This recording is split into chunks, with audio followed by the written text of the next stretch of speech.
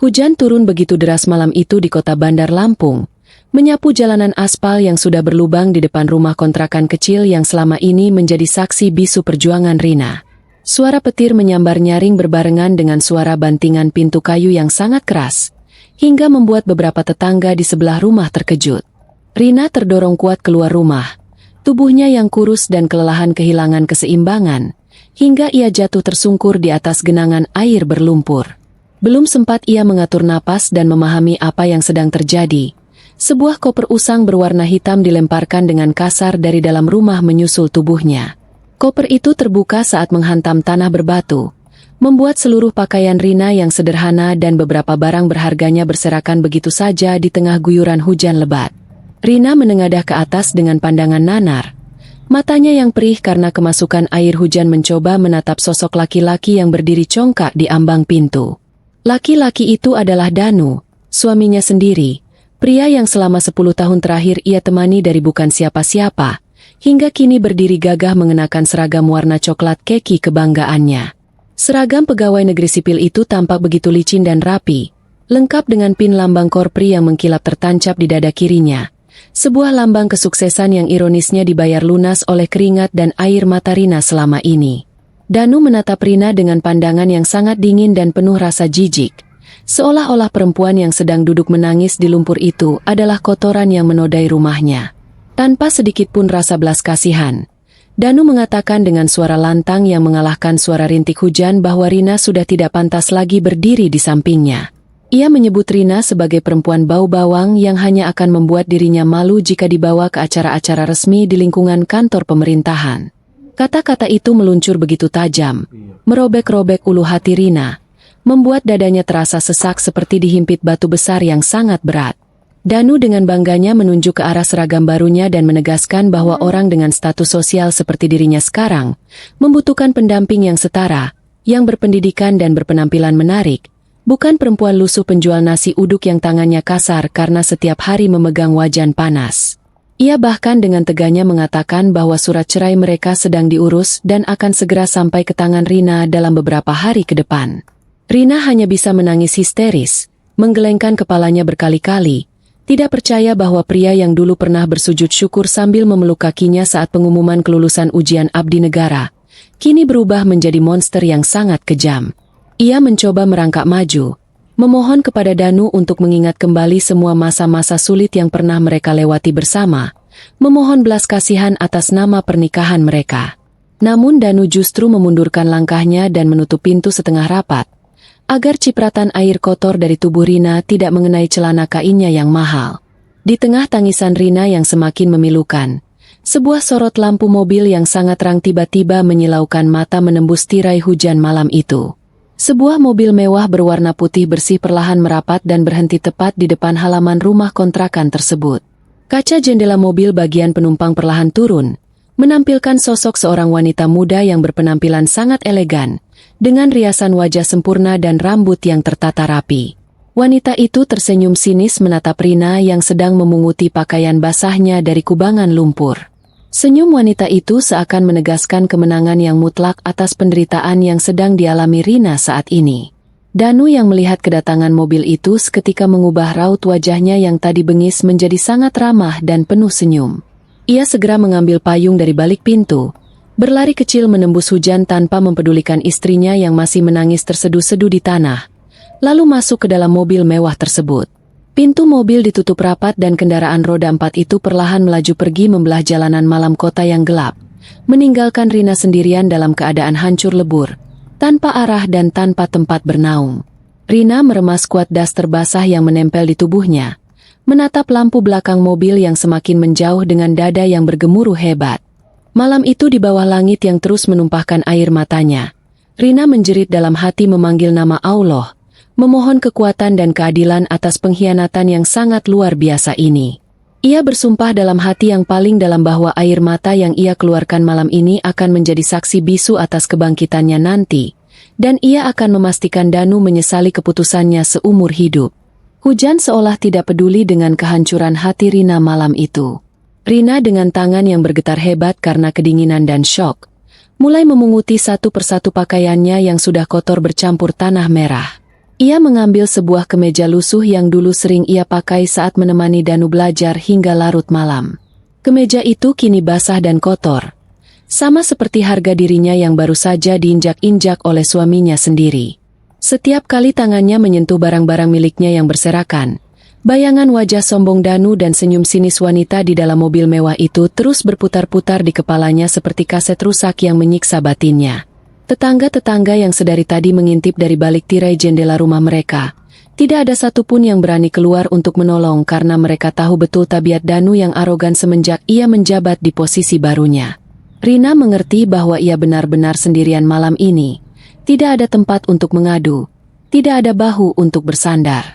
Dengan tenaga yang tersisa, ia menyeret koper hitamnya yang rodanya sudah rusak sebagian, berjalan tertatih-tatih menyusuri trotoar jalan yang sepi dan gelap. Ia tidak tahu harus pergi kemana karena seluruh keluarganya berada jauh di kampung halaman, dan uang di dompetnya bahkan tidak cukup untuk menyewa kamar kos yang paling murah sekalipun. Udara malam yang dingin menusuk tulang membuat giginya gemeretak. Namun rasa sakit di sekujur tubuhnya sama sekali tidak sebanding dengan luka menganga di dadanya.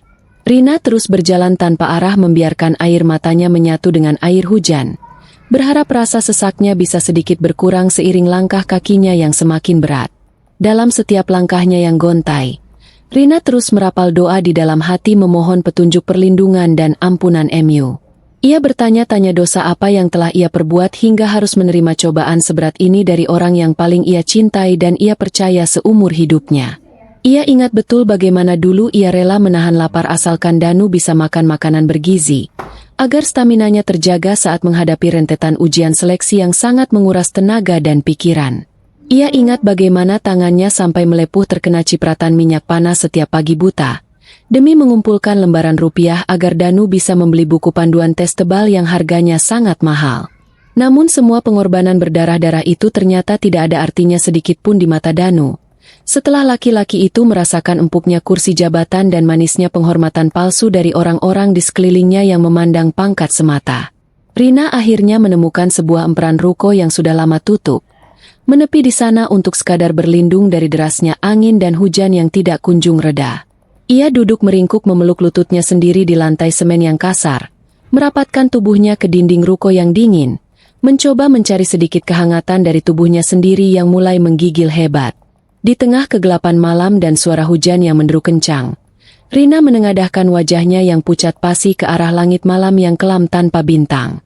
Dengan suara yang parau dan tertahan di tenggorokan, ia berdoa berserah diri sepenuhnya, memohon keadilan agar rasa sakit luar biasa yang ia tanggung malam ini bisa memberikannya kekuatan baru untuk menghadapi hari esok.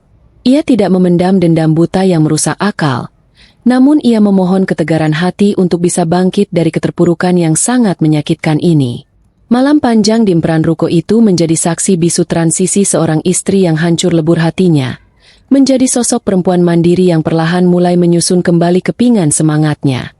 Penolakan dan hinaan kejam Danu justru menjadi cambuk yang sangat keras, menyadarkan Rina bahwa ia tidak boleh terus-menerus menjadi perempuan lemah yang hidupnya digantungkan pada laki-laki yang lupa daratan. Dan mulai malam itu ia berjanji pada dirinya sendiri bahwa roda nasibnya harus berputar ke atas dengan keringat dan usahanya sendiri. Kenangan pahit itu kembali berputar dengan sangat jelas di dalam benak Rina saat ia duduk menggigil di emperan ruko yang dingin malam ini. Ingatannya mau tidak mau terlempar kembali ke masa 3 tahun yang lalu, saat kehidupan mereka berdua di kota Bandar Lampung masih sangat sulit dan serba kekurangan. Pada masa itu Danu hanyalah seorang laki-laki pengangguran yang hari-harinya hanya dihabiskan dengan duduk di teras kontrakan, meratapi nasib dan terus-menerus memimpikan sebuah jabatan sebagai pegawai negeri sipil tanpa tahu bagaimana cara mewujudkannya. Untuk menyambung nyawa dan membayar sewa rumah yang selalu ditagih setiap awal bulan, Rina mengambil alih peran sebagai tulang punggung keluarga tanpa pernah mengeluh sedikit pun. Setiap malam ketika jarum jam dinding yang retak di kamar mereka baru menunjukkan pukul 2 dini hari dan udara malam sedang berada pada titik yang paling menusuk tulang, Rina sudah harus memaksakan dirinya bangkit dari kasur kapuk yang tipis. Ia meninggalkan Danu yang masih mendengkur halus di balik selimut hangat, lalu bergegas membasuh wajahnya dengan air sumur yang sedingin es untuk mengusir rasa kantuk yang sangat berat. Dengan hanya berbalut jaket lusuh yang resletingnya sudah rusak, Rina melangkah menembus kegelapan malam menuju pasar tradisional Tugu untuk membeli bahan-bahan masakan dagangannya. Ia harus berjalan kaki sejauh beberapa kilometer karena motor butut mereka sering rewel jika dinyalakan pada pagi buta. Dan ia tidak ingin suara bising knalpotnya membangunkan suaminya yang kata Danu butuh banyak istirahat agar otaknya segar untuk belajar. Di pasar yang becek dan bau, Rina harus berdesak-desakan dengan pedagang lain, menawar harga beras bawang dan ayam potong dengan gigih demi menghemat uang belanja yang jumlahnya sangat terbatas. Tidak jarang ia harus menelan ludah dan menahan lapar saat melihat pedagang makanan hangat di pasar. Karena setiap lembar rupiah yang ia pegang sudah dialokasikan dengan sangat ketat untuk modal jualan dan tabungan masa depan suaminya. Setelah keranjang belanjanya penuh dan terasa sangat berat membebani kedua bahunya, Rina harus kembali berjalan kaki menyusuri jalanan kota yang masih sepi ditemani gonggongan anjing liar dan hembusan angin malam yang membuat tubuh kurusnya bergetar hebat menahan dingin. Sesampainya di rumah kontrakan kecil mereka pertarungan Rina belumlah usai bahkan baru saja dimulai. Ia langsung masuk ke dapur sempit yang ventilasinya sangat buruk, menyalakan kompor minyak tanah yang apinya seringkali merah dan membuat perih mata. Dengan cekatan tangannya yang sudah mulai kasar dan kapalan mengiris bumbu menanak nasi dan menggoreng lauk pauk untuk jualan nasi uduknya. Bau harum rempah-rempah bercampur dengan asap dapur yang mengepul memenuhi ruangan. Namun Rina sudah kebal dengan semua itu. Ada kalanya minyak panas dari wajan penggorengan menciprat dengan liar dan mengenai punggung tangan atau lengannya, meninggalkan bekas luka bakar yang melepuh dan memerah. Rina hanya bisa meringis kesakitan menahan perih sambil mengoleskan sedikit pasta gigi murahan ke luka tersebut. Lalu kembali melanjutkan pekerjaannya seolah tidak terjadi apa-apa. Ia tidak punya waktu untuk mengasihani dirinya sendiri, karena sebelum matahari terbit semua dagangannya harus sudah siap untuk dibawa ke tempat jualan. Suatu pagi ketika Rina sedang sibuk membungkus nasi uduk, Danu terbangun karena suara bising dari dapur. Bukannya datang untuk membantu atau sekadar menawarkan segelas air minum, Danu justru berdiri di ambang pintu dapur dengan wajah tertekuk mengomel panjang lebar mengatakan bahwa suara wajan dan spatula Rina sangat mengganggu konsentrasi belajarnya semalam. Ia mengeluh bahwa rumah mereka selalu bau bawang dan asap gorengan membuat pakaian-pakaiannya ikut berbau tidak sedap. Mendengar omelan suaminya, Rina tidak membalas dengan kemarahan. Ia menelan rasa lelahnya dalam-dalam, tersenyum lembut meminta maaf kepada Danu dan berjanji akan lebih pelan-pelan saat bekerja keesokan harinya. Ia bahkan menyisihkan potongan ayam goreng yang paling besar dan telur dadar yang paling bagus untuk sarapan Danu.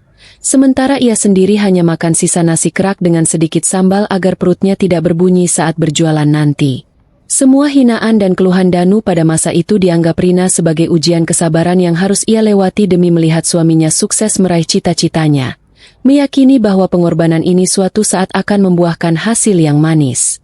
Tepat pukul 5 pagi saat langit timur Bandar Lampung mulai memunculkan semburat cahaya keunguan, Rina sudah bersiap dengan keranjang dagangannya yang berat. Ia menata bungkusan nasi uduk gorengan dan aneka lauk pauk di atas gerobak kayunya yang rodanya sudah mulai seret. Lalu dengan susah payah mendorongnya menuju area sekitar Stadion Pahoman tempat banyak orang biasanya berkumpul untuk berolahraga pagi. Sesampainya di sana Rina menggelar dagangannya di pinggir trotoar beralaskan tikar plastik tipis. Udara pagi yang sejuk seringkali berganti menjadi panas terik seiring berjalannya waktu. Namun Rina tetap bertahan duduk di sana melayani setiap pembeli dengan senyuman ramah yang tidak pernah luntur dari bibirnya. Berbagai macam karakter pembeli ia hadapi setiap hari. Mulai dari ibu-ibu yang cerewet menawar harga gorengan, bapak-bapak yang terburu-buru hingga anak sekolah yang hanya membeli setengah porsi karena uang sakunya pas-pasan. Rina melayani mereka semua dengan sabar, tangannya dengan cekatan membungkus makanan dan menghitung uang kembalian receh demi receh. Sambil berjualan pikirannya tidak pernah lepas dari Danu yang sedang berada di rumah. Ia selalu berdoa di dalam hati memohon kelancaran rezeki, agar hari itu semua dagangannya habis terjual sehingga ia bisa menyisihkan lebih banyak uang untuk kebutuhan pendaftaran seleksi calon pegawai negeri yang sebentar lagi akan dibuka. Seringkali ketika matahari sudah tinggi dan terik menyengat kulit wajahnya, Rina merasa pandangannya berkunang-kunang karena kelelahan yang luar biasa dan kurang tidur. Tulang punggungnya terasa nyeri seperti mau patah dan kakinya pegal bukan kepalang akibat berdiri terlalu lama. Namun setiap kali rasa lelah itu hampir mengalahkannya, ia kembali mengingat wajah suaminya. Mengingat janji-janji manis yang sering diucapkan Danu bahwa hidup mereka akan berubah menjadi jauh lebih baik jika ia berhasil mengenakan seragam abdi negara tersebut. Bayangan tentang masa depan yang cerah dan kehidupan yang lebih layak itulah yang menjadi satu-satunya bahan bakar yang membuat Rina mampu bertahan melewati hari-hari yang sangat berat dan menguras air mata di pinggiran jalanan ibu kota provinsi tersebut. Tantangan terberat datang ketika jadwal pendaftaran dan ujian seleksi abdi negara itu semakin dekat. Danu tiba-tiba mengeluh bahwa ia tidak bisa belajar dengan maksimal hanya dengan mengandalkan catatan dari internet melalui ponsel pintarnya yang layarnya sudah retak. Ia mengatakan dengan nada menuntut bahwa ia membutuhkan buku-buku panduan tes tebal yang berisi kumpulan soal latihan, dan juga sebuah komputer jinjing agar ia bisa berlatih melakukan simulasi ujian yang menggunakan sistem komputer persis seperti ujian aslinya nanti. Rina terdiam menelan ludah mendengar permintaan suaminya itu. Ia tahu betul berapa harga sebuah buku panduan tebal apalagi sebuah komputer jinjing. Meskipun itu barang bekas harganya pasti mencapai jutaan rupiah. Sementara uang hasil jualan nasi uduknya hanya cukup untuk makan sehari-hari dan membayar sewa rumah kontrakan. Namun melihat wajah Danu yang memelas dan beralasan bahwa ini adalah satu-satunya kesempatan emas untuk merubah nasib keluarga, Rina akhirnya mengalah. Malam itu setelah Danu tertidur, Rina mengeluarkan sebuah kaleng biskuit bekas yang sudah berkarat dari bawah kolong tempat tidurnya. Kaleng itu adalah celengan rahasianya tempat ia menyimpan setiap keping uang receh 500-an dan 1000-an sisa kembalian belanja selama bertahun-tahun dengan susah payah. Dengan tangan gemetar Rina membongkar celengan itu, menghitung ribuan keping koin dan lembaran uang lecek yang bau keringat itu satu persatu sambil meneteskan air mata. Jumlahnya memang lumayan namun masih belum cukup untuk membeli semua kebutuhan belajar Danu yang mahal itu. Keesokan harinya Rina memutuskan untuk menambah jam kerjanya dengan cara yang lebih menyiksa fisik. Setelah selesai berjualan nasi uduk di pagi hari, ia tidak langsung pulang untuk beristirahat, melainkan keliling ke perumahan elit menawarkan jasa cuci dan setrika pakaian dari rumah ke rumah. Ia rela tangannya melepuh terkena panasnya setrikaan dan pinggangnya encok, karena harus menggilas tumpukan pakaian kotor milik orang lain setiap siang hingga sore hari. Semua uang hasil kerjanya itu ia kumpulkan sedikit demi sedikit, hingga akhirnya setelah 1 bulan penuh menyiksa fisiknya sendiri Rina berhasil mengumpulkan uang yang cukup. Ia pergi ke pasar loak mencari toko elektronik bekas dan membelikan sebuah komputer jinjing keluaran lama yang masih berfungsi dengan baik beserta tumpukan buku panduan tes tebal untuk suaminya. Saat ia menyerahkan barang-barang itu kepada Danu, suaminya itu tersenyum lebar dan memeluknya mengucapkan terima kasih tanpa pernah tahu bahwa untuk membeli barang-barang itu Rina harus rela menahan sakit, menahan lapar dan mengorbankan seluruh tenaga dan waktu istirahatnya. Hari ujian yang dinanti-nantikan akhirnya tiba membawa ketegangan yang sangat luar biasa bagi Rina. Pagi itu Rina sudah bangun lebih awal dari biasanya untuk menyiapkan persiapan terbaik bagi suaminya. Ia memasak sarapan khusus untuk Danu, memastikan suaminya makan dengan kenyang dan bergizi agar otaknya bisa berpikir jernih saat menghadapi soal-soal ujian yang sulit. Rina juga sudah menyetrika kemeja putih dan celana hitam yang akan dipakai Danu hingga licin tanpa ada satu lipatan pun yang terlewat, membuat Danu terlihat sangat rapi dan siap tempur. Setelah Danu siap, Rina memanaskan mesin sepeda motor butut mereka bersiap untuk mengantar suaminya ke lokasi gedung ujian yang jaraknya cukup jauh menyeberangi pusat kota yang padat merayap. Di tengah perjalanan musibah tiba-tiba datang menghampiri menguji kesabaran Rina. Motor tua yang mereka tumpangi tiba-tiba tersendat-sendat dan mesinnya mati total tepat di tengah jalan raya yang sedang ramai kendaraan. Danu langsung panik, wajahnya memerah dan ia mulai marah-marah menyalahkan Rina karena tidak merawat motor itu dengan baik. Padahal Rina sudah berulang kali mengatakan bahwa ia tidak punya uang lebih untuk membawanya ke bengkel pemeliharaan rutin.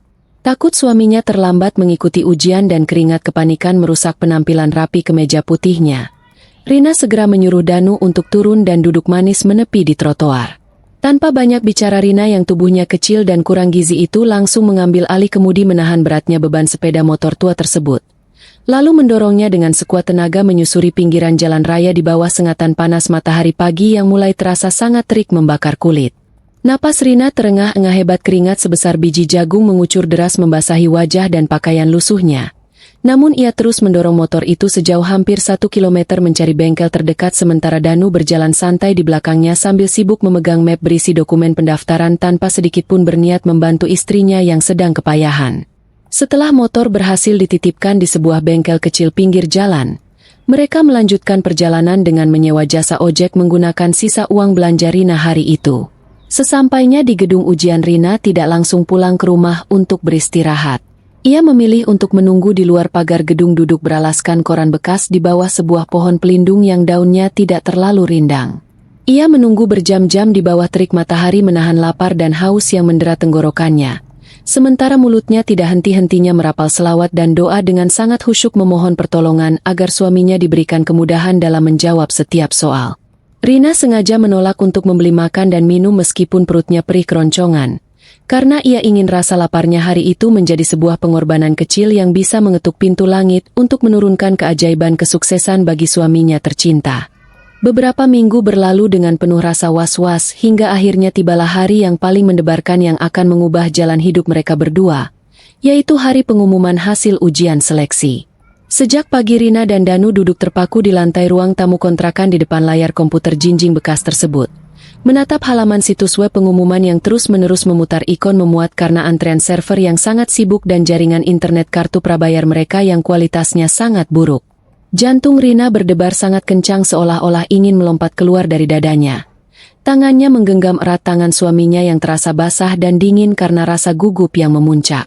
Setelah berjam-jam menatap layar dan berulang kali mencoba menyegarkan halaman web tersebut, tepat pada pukul 3 sore layar komputer akhirnya menampilkan sebuah tabel panjang berisi daftar nama peserta yang dinyatakan lulus seleksi tahap akhir. Danu dengan tangan bergetar hebat mengetikkan deretan nomor peserta ujiannya di kolom pencarian yang tersedia. Detik-detik menunggu hasil pencarian itu diproses oleh sistem terasa seperti berjam-jam bagi Rina yang terus menahan napas. Tiba-tiba layar komputer berkedip dan menunjukkan sebuah baris teks yang disorot dengan warna hijau terang. Di sana tertulis dengan huruf kapital yang sangat jelas nama suaminya beserta keterangan resmi yang menyatakan bahwa ia berhasil mencapai nilai ambang batas dan resmi diterima sebagai calon abdi negara yang baru. Ruang tamu kontrakan yang sempit dan pengap itu seketika pecah oleh tangisan kebahagiaan yang sangat histeris. Danu langsung melompat dari posisi duduknya berteriak kencang mengucap syukur berkali-kali sambil mengepalkan kedua tangannya ke udara. Ia menoleh ke arah Rina yang saat itu sudah menutup wajahnya dengan kedua telapak tangannya yang kasar. Menangis sesenggukan karena tidak percaya bahwa semua doa panjang di malam buta dan perjuangan kerasnya selama bertahun-tahun ini akhirnya membuahkan hasil yang manis. Dalam luapan emosi kebahagiaan yang sangat luar biasa itu, Danu tiba-tiba menjatuhkan dirinya ke lantai merangkak mendekati istrinya lalu bersujud syukur tepat di depan ujung kaki Rina. Ia menangis terseduh-seduh memeluk erat kedua belah kaki istrinya yang terbalut kain daster yang sudah pudar warnanya itu. Dengan suara yang terbata-bata karena isak tangis yang tertahan di tenggorokan, Danu menatap tajam ke dalam mata Rina dan mengucapkan sebuah sumpah suci yang terdengar begitu tulus dan menggetarkan hati siapapun yang mendengarnya. Ia bersumpah demi nama Allah bahwa ia tidak akan pernah sekalipun melupakan semua pengorbanan besar Rina. Ia berjanji akan memberikan seluruh gajinya untuk membahagiakan istrinya, akan mengangkat derajat Rina di mata keluarga dan masyarakat, dan bersumpah tidak akan pernah membiarkan Rina meneteskan air mata kesedihan atau menderita lagi seumur hidupnya. Rina ikut bersimpuh di lantai memeluk erat bahu suaminya mengusap air mata bahagia yang membasahi wajah Danu, meyakini dengan sepenuh jiwa raganya bahwa laki-laki yang sedang dipeluknya ini adalah cinta sejatinya yang akan selalu setia menemaninya menikmati masa tua hingga maut memisahkan mereka berdua. Keesokan harinya sebagai bentuk perayaan kecil-kecilan atas kelulusan suaminya yang sangat membanggakan itu, Rina membongkar sisa uang tabungan darurat terakhirnya yang hanya tinggal beberapa ratus ribu rupiah di dalam lemari bajunya. Ia mengajak Danu pergi ke pasar sentral kota untuk membeli bahan kain seragam dinas pertamanya sebagai abdi negara. Rina dengan teliti memilihkan bahan kain dengan kualitas paling bagus dan tekstur paling halus yang bisa dibeli dengan seluruh sisa uangnya, memastikan agar Danu terlihat sangat gagah dan berwibawa saat hari pertama masuk kerja dan mengikuti upacara nanti. Ia membawa kain mahal itu dan menjahitkannya di tukang jahit langganannya yang terkenal telaten, dengan pesan khusus berulang-ulang agar jahitannya dibuat sangat rapi presisi dan pas di badan suaminya. Saat seragam warna keki itu selesai dijahit dan dibawa pulang ke kontrakan, Rina menyetrikanya dengan penuh perasaan dan sangat hati-hati memastikan tidak ada satu bagian pun yang kusut atau terlipat sembarangan. Ia bahkan menyempatkan diri pergi ke toko aksesoris khusus untuk membelikan sebuah pin lambang korpri yang terbuat dari bahan kuningan mengkilap untuk disematkan dengan gagah di atas saku dada kiri kemeja tersebut. Ketika Danu mencoba mengenakan seragam lengkap itu untuk pertama kalinya, Ia berdiri tegap di depan cermin lemari plastik murah mereka, mematut diri dari ujung rambut hingga ujung kaki dengan senyum bangga yang merekah sangat lebar. Rina berdiri tepat di belakangnya, berjinjit sedikit merapikan kerah kemeja suaminya dan menepuk perlahan debu imajiner di bahu Danu. Menatap pantulan wajah mereka berdua di cermin dengan hati yang dipenuhi oleh rasa syukur dan kebanggaan yang meluap-luap tak terbendung. Ia merasa bahwa semua perihnya luka bakar cipratan minyak panas di tangannya, semua sakit pegal linu di punggungnya setelah mencuci puluhan potong baju orang lain, dan semua hinaan miskin yang pernah ia telan mentah-mentah selama ini telah terbayar lunas tanpa sisa saat melihat suaminya tersenyum sebahagia itu mengenakan seragam barunya. Rina benar-benar menaruh kepercayaan penuh bahwa masa depan yang indah, tenang dan sejahtera telah menanti mereka di depan mata, menuntaskan segala penderitaan masa lalu. Ia sama sekali tidak pernah menyangka, bahkan tidak pernah terbersit sedikit pun dalam pikiran polos seorang istri yang tulus mengabdi, bahwa seragam coklat kebanggaan yang ia beli dengan uang hasil tetesan keringat dan darahnya itulah yang kelak akan mengubah suaminya menjadi sosok monster buas yang tidak memiliki perasaan sama sekali. Ia tidak pernah tahu bahwa sumpah setia dan janji manis yang diucapkan Danu sambil menangis terseduh-seduh dan bersujud di ujung kakinya saat hari pengumuman itu hanyalah sebuah kebohongan besar, yang akan membusuk seiring berjalannya waktu dan pergaulan barunya.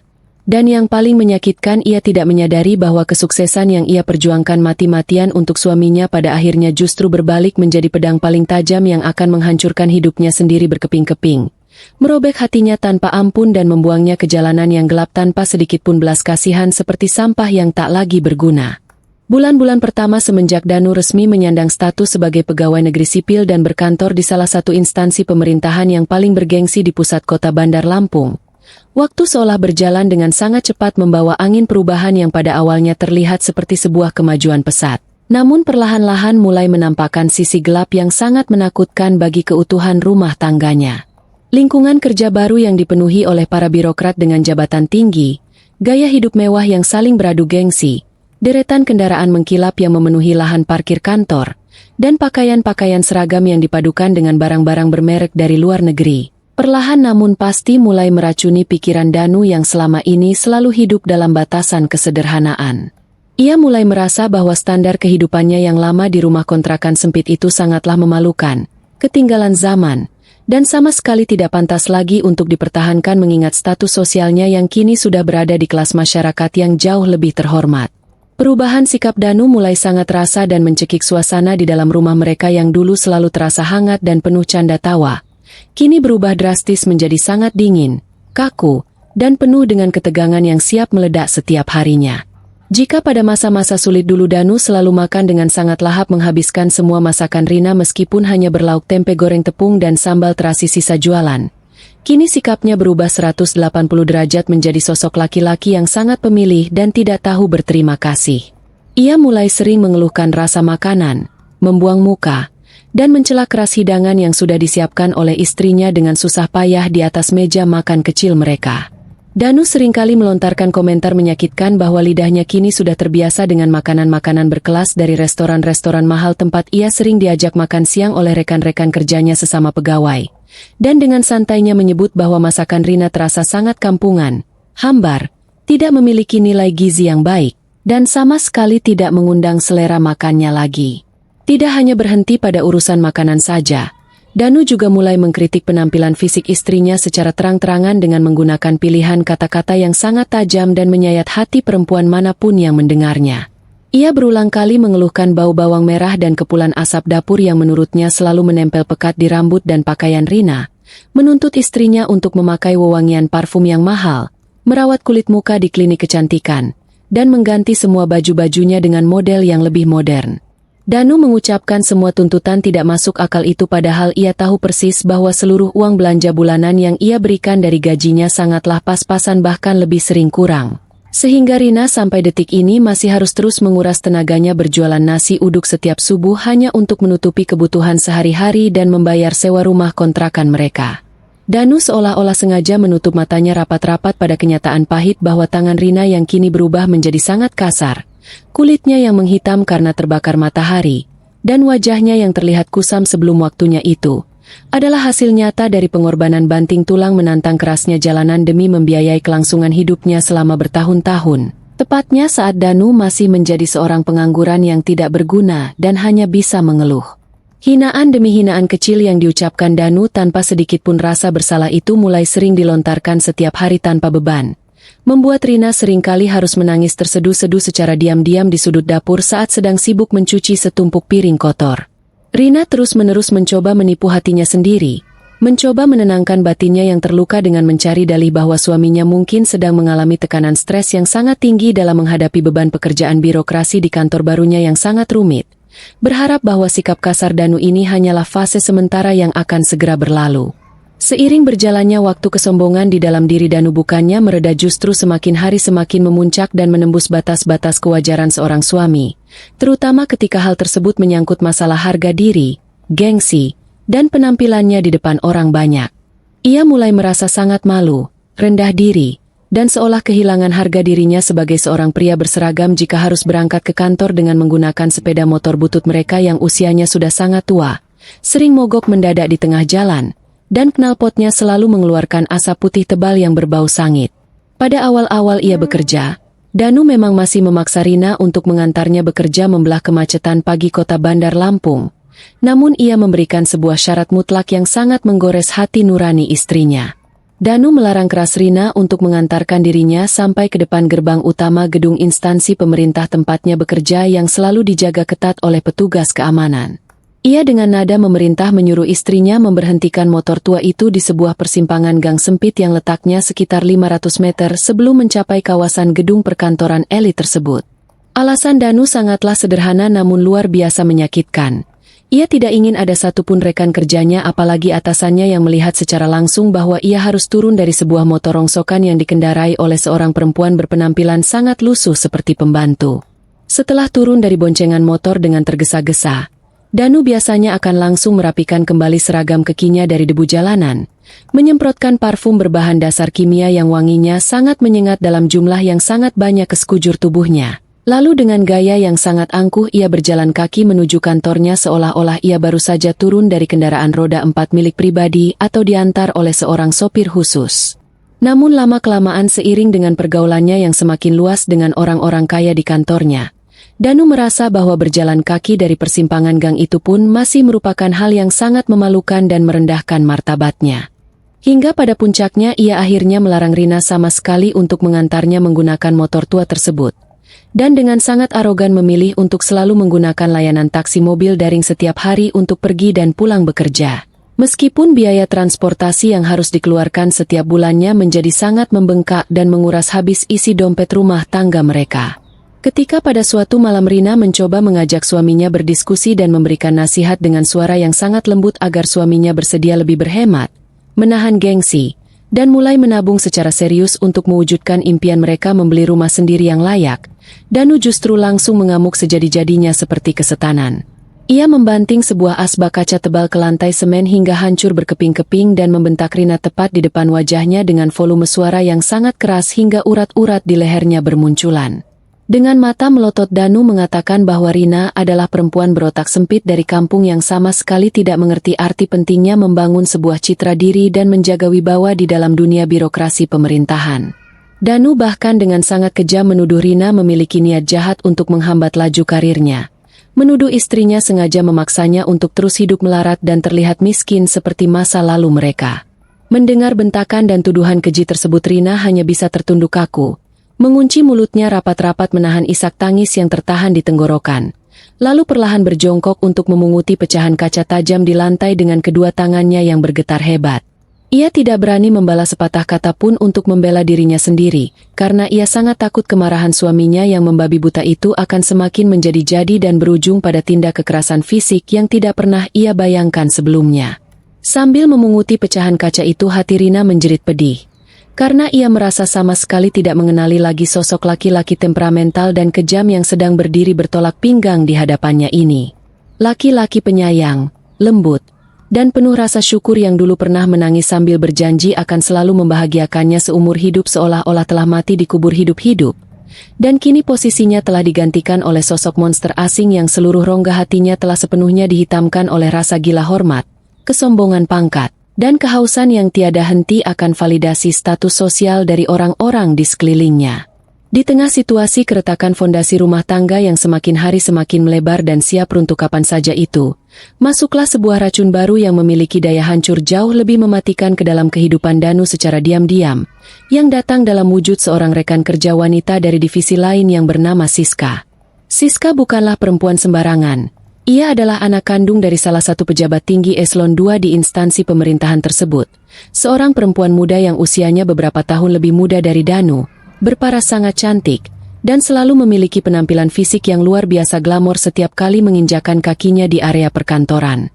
Siska adalah tipe perempuan metropolis yang selalu mengenakan pakaian rancangan desainer ternama yang harganya setara dengan gaji Danu berbulan-bulan, selalu menenteng tas kulit bermerek asli dari daratan Eropa, dan dengan bangganya mengendarai mobil sport mewah berwarna putih bersih ke kantor setiap harinya tanpa pernah merasakan kemacetan dengan menggunakan fasilitas sopir pribadi.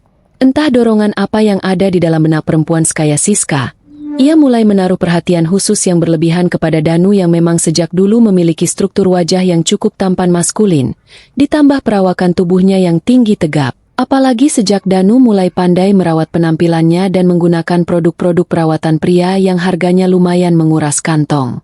Siska dengan sangat agresif mulai sering mendekati Danu dengan menggunakan berbagai macam alasan klise terkait koordinasi pekerjaan antar divisi. Sering mengajaknya pergi keluar di jam istirahat untuk makan siang berdua di deretan restoran mewah yang ada di pusat perbelanjaan elit. Membelikannya kopi susu dari kedai kopi waralaba internasional ternama setiap pagi. Hingga puncaknya Siska tanpa ragu-ragu sedikit pun mulai memberikan hadiah-hadiah barang mewah yang harganya sungguh di luar nalar. Seorang pegawai golongan biasa. Pemberian itu dimulai dari sebuah jam tangan pria bermerek berlapis krom yang mengkilap yang harganya bisa dipastikan setara dengan total biaya hidup Rina selama 1 tahun penuh berjualan. Lalu menyusul sepasang sepatu pantofel kulit sapi asli buatan luar negeri yang sangat elegan. Hingga hadiah puncaknya berupa sebuah telepon pintar keluaran seri paling terbaru yang harga jualnya menembus angka puluhan juta rupiah. Saat Rina secara tidak sengaja menemukan barang-barang mewah yang sangat mencolok mata itu di dalam kamar mereka dan menanyakannya dengan perasaan curiga yang mulai menggerogoti hatinya, Danu dengan sangat tenang dan lancar membalas pertanyaan istrinya dengan untaian kebohongan yang tidak menyisakan sedikit pun rasa bersalah di wajah tampannya. Ia dengan mudahnya mengarang cerita bohong bahwa semua barang-barang mahal tersebut adalah fasilitas khusus inventaris dari kantor yang diberikan sebagai penghargaan untuk para pegawai baru yang berprestasi luar biasa. Atau menggunakan alasan klasik bahwa ia baru saja memenangkan hadiah undian utama dari acara rapat evaluasi tahunan antar instansi yang ia hadiri di akhir pekan lalu.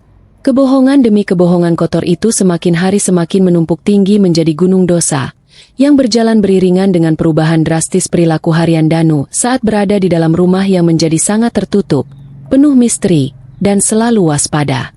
Danu secara sepihak mulai memasang kata sandi pengaman yang sangat rumit dengan kombinasi angka dan huruf pada telepon pintar barunya.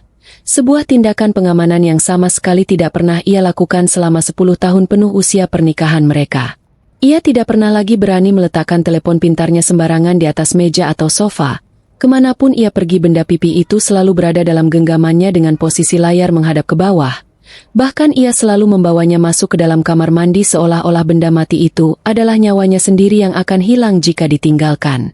Di waktu malam hari ketika suasana rumah sudah sepi dan Rina sedang duduk menyandarkan tubuhnya karena kelelahan otot yang luar biasa setelah seharian penuh mengurus rumah tangga dan mencuci peralatan dagangan nasi uduknya, Danu justru terlihat sangat segar bugar, duduk di sudut ruangan sambil asyik tersenyum-senyum sendiri menatap layar telepon pintarnya. Jari-jarinya dengan sangat cepat mengetikkan balasan pesan panjang. Lalu dengan raut wajah panik ia akan segera mengunci layarnya dan pura-pura membaca dokumen kerja jika ia melihat bayangan Rina tidak sengaja berjalan melewatinya menuju ke dapur. Rentetan alasan lembur kerja dadakan menumpuknya berkas yang harus ditandatangani dan rapat tertutup dengan kepala bagian tiba-tiba menjadi senjata andalan utama Danu untuk menutupi kebusukannya, membenarkan tindakannya yang mulai rutin pulang larut malam menembus kegelapan kota. Bahkan frekuensinya semakin parah karena ia mulai sering baru tiba di depan pintu rumah menjelang waktu subuh berkumandang.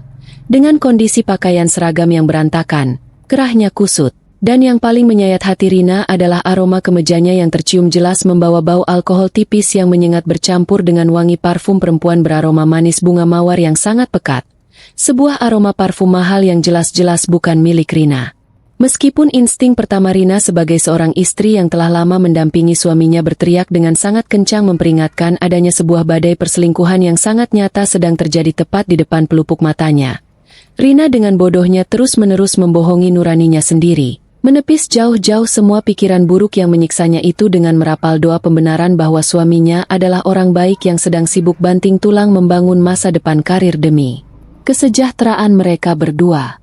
Rina dengan sekuat tenaga dan sisa kewarasannya terus berusaha keras mempertahankan keutuhan rumah tangganya, melayani suaminya tanpa cacat, meskipun batinnya perlahan-lahan hancur membusuk disiksa oleh ketidakpastian dan kebohongan luar biasa yang dipertontonkan setiap hari.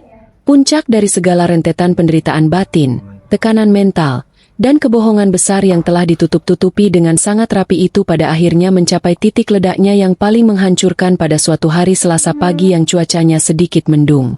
Sejak bangun tidur Danu sudah terlihat gelisah. Ia tiba-tiba mengeluh merasakan rasa perih dan sakit yang luar biasa melilit mencengkeram bagian dalam perutnya hingga membuatnya sulit berdiri tegak. Sejak malam sebelumnya saat ia pulang sangat larut, Danu memang sudah terlihat berwajah sangat pucat pasi dan terus-menerus memegangi perut bagian kirinya. Sebuah kebiasaan lama yang sangat dikenali Rina sebagai gejala penyakit asam lambung akutnya yang kembali kambuh akibat gaya hidup barunya yang sangat tidak sehat, sering menunda jam makan demi nongkrong di kafe, dan terlalu banyak mengonsumsi kopi hitam pekat jenis espresso di tengah malam bersama rekan-rekan elitnya. Pagi itu Danu tetap memaksakan diri berangkat kerja dengan langkah yang terburu-buru merapikan seragamnya. Wajah tampannya terlihat meringis menahan gelombang rasa sakit setiap kali ia menghembuskan napas. Namun yang membuat Rina heran adalah suaminya menolak keras tawaran untuk meminum obat pereda nyeri lambung, atau bahkan sekadar menyantap beberapa suap sarapan di rumah. Danu beralasan dengan nada tinggi bahwa ia ada jadwal presentasi proyek penting di depan jajaran pimpinan tinggi yang sama sekali tidak bisa ditunda atau dibatalkan apalagi dengan alasan konyol seperti sakit perut. Sebagai seorang perempuan yang menyandang status istri sah, hati Rina tentu saja bergejolak dipenuhi oleh rasa cemas yang amat sangat mendalam dan pikirannya sama sekali tidak bisa tenang membayangkan kondisi suaminya yang harus menahan sakit parah di tengah tekanan pekerjaan kantor yang berat. Setelah semua kesibukannya mengurus persiapan dagangan nasi uduknya di pagi hari selesai tanpa sisa, Rina membuat sebuah keputusan mendadak untuk meluangkan sedikit waktu istirahatnya untuk memasak hidangan khusus. Ia pergi ke pasar membeli ayam kampung segar dan dengan penuh kasih sayang memasak bubur ayam kampung hangat yang teksturnya sangat lembut, meraciknya dengan kuah kaldu rempah yang gurih, dan menyeduh secangkir teh herbal bunga chamomile hangat yang dipercaya sangat ampuh sebagai pereda nyeri lambung alami yang paling disukai Danu sejak zaman mereka susah dulu. Rina memasukkan semua makanan dan minuman hangat penyembuh itu ke dalam susunan kotak bekal plastik yang bersih, lalu menyimpannya dengan sangat rapi di dalam sebuah tas kain sederhana hasil jahitannya sendiri menggunakan mesin jahit bekas. Di dalam hatinya hanya ada satu niat yang sangat tulus dan suci. Ia ingin memberikan sebuah kejutan kecil bentuk perhatian seorang istri di sela-sela kesibukan suaminya, sekaligus merawat suaminya secara langsung di jam istirahat makan siang nanti. Dengan penuh semangat Rina bergegas membersihkan diri mandi seadanya dengan air dingin, membuka lemari bajunya mencari pakaian terbaiknya, dan akhirnya memutuskan untuk mengenakan sebuah kemeja motif bunga dan rok kain panjang yang menurutnya paling bagus yang ia miliki di antara tumpukan baju lainnya. Meskipun warnanya di bagian kerah sudah sedikit pudar karena terlalu sering dicuci dan pinggiran jahitan roknya mulai berserabut dimakan usia. Tanpa buang waktu Rina memesan layanan ojek sepeda motor daring yang mengantarkannya membelah jalanan padat menuju ke kompleks gedung perkantoran pemerintahan yang megah menjulang tinggi tempat suaminya mengabdi setiap hari. Sesampainya di halaman depan gedung itu langkah Rina terhenti seketika. Ia berdiri mematung sejenak di depan pintu kaca otomatis lobi gedung yang ukurannya sangat raksasa. Merasa nyalinya menciut tajam dan sangat terintimidasi oleh pameran kemewahan arsitektur interior ruangan yang sangat berkelas, pilar-pilar penyangga berukuran besar, dan hamparan lantai marmer impor yang mengkilap bersih memantulkan bayangan dirinya dari bawah ke atas. Rina melihat bayangannya sendiri yang terlihat sangat kecil, rapuh, dan lusuh jika disandingkan dengan kemegahan gedung kekuasaan tersebut.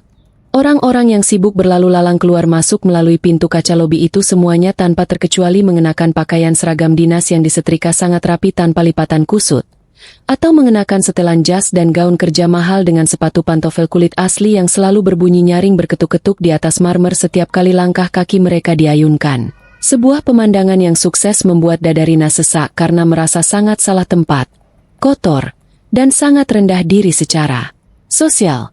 Namun rasa cinta murninya yang sangat besar mengakar kuat kepada Danu dan rasa khawatirnya yang mendalam terhadap penyakit lambung suaminya yang bisa berakibat fatal, berhasil mengalahkan semua bisikan rasa malu dan kerendahan dirinya itu.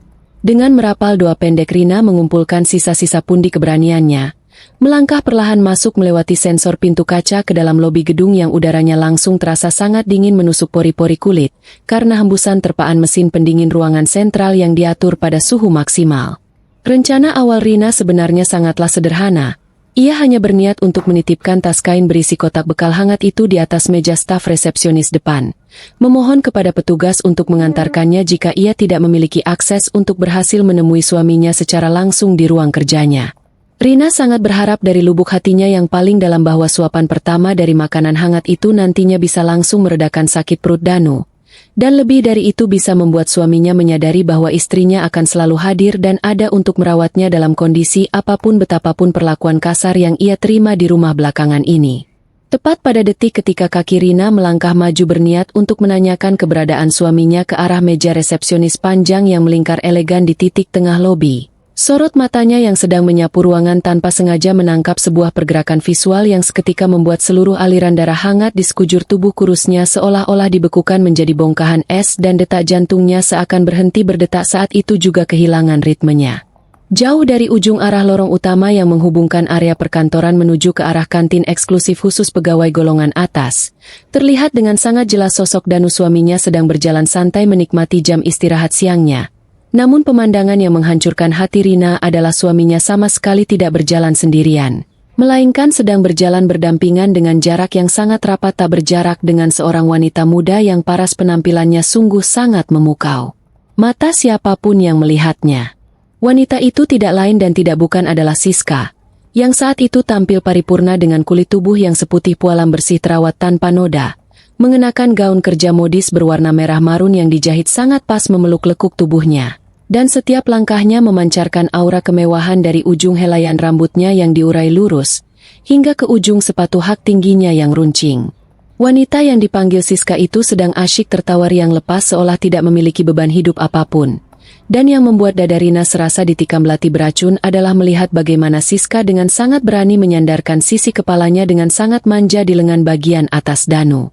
Sementara Danu sendiri, laki-laki yang tadi pagi mengerang kesakitan memegangi perutnya, kini terlihat sangat sehat bugar memancarkan aura kebahagiaan luar biasa, membalas setiap tawa manja wanita itu dengan tatapan mata yang penuh puja-puji kekaguman, tanpa sedikit pun memancarkan tanda-tanda bahwa ia sedang menahan penyakit asam lambung yang parah seperti drama yang ia mainkan di rumah beberapa jam yang lalu. Posisi tangan Siska dengan sangat santai, mengalir, dan terlihat sangat terbiasa intim merangkul masuk menyusup ke bawah lengan siku Danu. Jari-jarinya yang lentik dengan kuku bercat merah sesekali membelai lembut kain seragam keki suaminya. Danu sama sekali tidak menepisnya melainkan membiarkan sentuhan fisik itu dengan wajah yang bersemu merah berseri-seri, menunjukkan sebuah tingkat kedekatan emosional dan fisik yang sama sekali bukan sekadar kedekatan profesional antar rekan kerja biasa yang sedang membahas tumpukan kertas dokumen. Rina berdiri mematung kaku membeku di tengah luasnya lobi gedung tersebut. Kedua kakinya yang terbalut sandal jepit kulit murah terasa seperti dipaku dengan paku berkarat kuat-kuat ke lantai marmer yang dingin membekukan telapak kakinya. Sementara beban kotak bekal di genggaman tangan kanannya mulai terasa merosot menjadi sangat berat seolah-olah tas kain kecil itu berisi batu timbangan besi berkilo-kilo. Tanpa bisa dikendalikan oleh sistem saraf sadarnya bibir pucat Rina bergetar hebat menahan ledakan emosi. Dan seakan digerakkan oleh insting seorang istri yang mempertahankan teritorialnya, ia melangkah maju beberapa tindak dengan tergesa-gesa memotong jalan mereka. Dengan suara yang terdengar sangat parau, bergetar hebat, namun cukup keras volumenya untuk membelah suara dengung obrolan keramaian di lobi pada jam istirahat siang itu. Rina memanggil nyaring nama suaminya Mas Danu dari kejauhan. Danu yang sedang asyik di mabuk kepayang mendengar panggilan spesifik yang sangat familiar di telinganya itu secara refleks langsung menoleh ke arah sumber suara. Dan di titik persis ketika pandangan matanya yang berbinar-binar bertemu telak dengan sosok istrinya Rina yang berdiri memelas dengan pakaian lusuhnya membawa tas kain bekal bermotif bunga norak. Wajah tampan Danu seketika mengalami perubahan drastis berubah menjadi sangat pucat pasi kehabisan warna seperti mayat yang baru diangkat dari dasar sungai. Gelombang kepanikan yang sangat luar biasa tidak bisa disembunyikan terlihat sangat jelas melotot di kedua bola matanya, yang hanya dalam hitungan sepersekian detik langsung diikuti oleh kilatan sorot kemarahan yang sangat buas dan mengerikan memancar dari wajahnya. Ia memandang Rina seolah-olah ia baru saja melihat sebuah wujud aib besar yang sangat menjijikkan. Sebuah kutukan masa lalu yang datang tanpa diundang untuk menghancurkan seluruh bangunan karir politik dan reputasinya yang terlihat sangat sempurna di depan mata keluarga besar petinggi wanita idamannya. Siska yang merasa acara makan siangnya terganggu oleh suara panggilan nyaring kampungan itu ikut memutar lehernya menoleh menatap Rina. Ia memindai penampilan Rina dengan pandangan mata yang sangat merendahkan dari ujung kepala memutar ke ujung kaki. Lalu ia menoleh kembali bertanya kepada Danu dengan nada suara yang sangat manja dibuat-buat menanyakan siapa sebenarnya identitas perempuan berpenampilan gembel kampung yang berani-beraninya memanggil-manggil nama pribadi Danu di tengah lobi elit kantor pemerintahan mereka. Di detik yang sangat krusial dan mendebarkan itulah akhirnya terjadi sebuah peristiwa kelam yang akan menjadi titik balik sejarah, meninggalkan luka yang paling dalam, paling bernanah, dan paling busuk baunya di dalam dasar hati Rina seumur hidupnya, yang meruntuhkan dan meratakan seluruh keyakinan dunianya pada kesetiaan seorang laki-laki hanya dalam satu tarikan napas panjang. Bukannya bersikap jantan untuk segera melepaskan rangkulan mesra lengan Siska dari tubuhnya dan berlari kecil menghampiri istrinya untuk menjelaskan keadaan yang sebenarnya, Danu justru memilih jalan iblis dengan melangkah maju satu langkah ke depan melindungi Siska, dengan urat wajah yang mengeras tegang, tulang rahang yang mengatup saling menggertak rapat, dan menatap lurus ke arah Rina dengan pandangan mata penuh kobaran kebencian yang menyala-nyala seolah ingin membakar Rina hidup-hidup di tempat itu juga. Dengan menggunakan volume suara bariton yang sangat lantang menggema di dinding lobi dan sengaja dikeraskan resonansinya agar bisa didengar sangat jelas oleh telinga Siska dan beberapa orang pegawai lain yang langkahnya mulai terhenti berkerumun di sekitar mereka karena penasaran. Danu mengucapkan rentetan kalimat pengkhianatan paling sadis dan kejam yang menghantam telak menghancurkan jiwa raga Rina berkeping-keping tanpa ampun bagaikan kaca yang dihantam godam besi. Ia dengan lantang berteriak mengatakan bahwa perempuan lusuh yang berdiri gemetar di hadapannya itu sama sekali tidak memiliki hubungan darah atau ikatan apapun dengannya, melainkan hanyalah seorang asisten rumah tangga sewaan alias pembantu rendahan yang bekerja membersihkan kotoran di rumahnya, yang kebetulan ia suruh pagi tadi untuk mengantarkan tas bekal makanannya yang tertinggal di atas meja makan.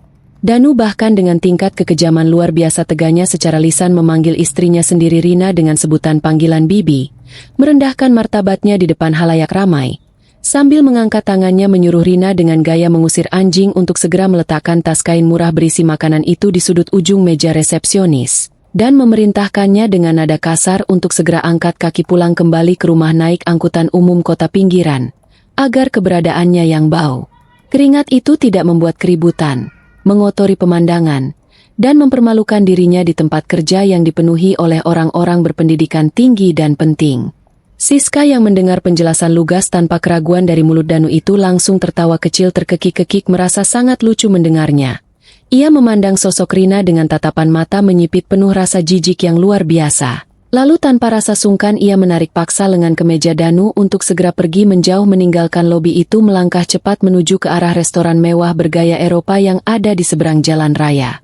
Rina dibiarkan berdiri kaku mematung di sana menjadi bahan tontonan gratis puluhan mata orang yang melintas dengan air mata bening yang perlahan-lahan mulai mengalir berjatuhan sangat deras membasahi kedua pipinya dalam keheningan yang menyayat hati. Batinnya hancur lebur menjadi serpihan abu tertiup angin menyadari kenyataan paling pahit bahwa laki-laki yang selama 10 tahun penuh ia perjuangkan mati-matian dengan darah, keringat, dan air matanya ini telah benar-benar mati dimakan keserakahan.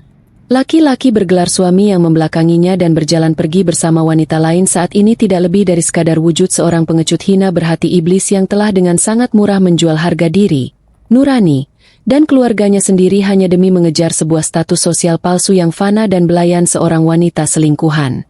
Dengan menggunakan sisa-sisa tenaga dan kesadaran terakhir yang ia miliki sebelum kewarasannya benar-benar runtuh, Rina menyeret langkah kakinya meletakkan secara perlahan kotak bekal berisi makanan penawar sakit lambung itu di atas ujung meja marmer resepsionis. Lalu perlahan-lahan membalikan badannya berjalan gontai menyeret kakinya keluar dari pintu otomatis gedung pemerintahan yang megah tersebut.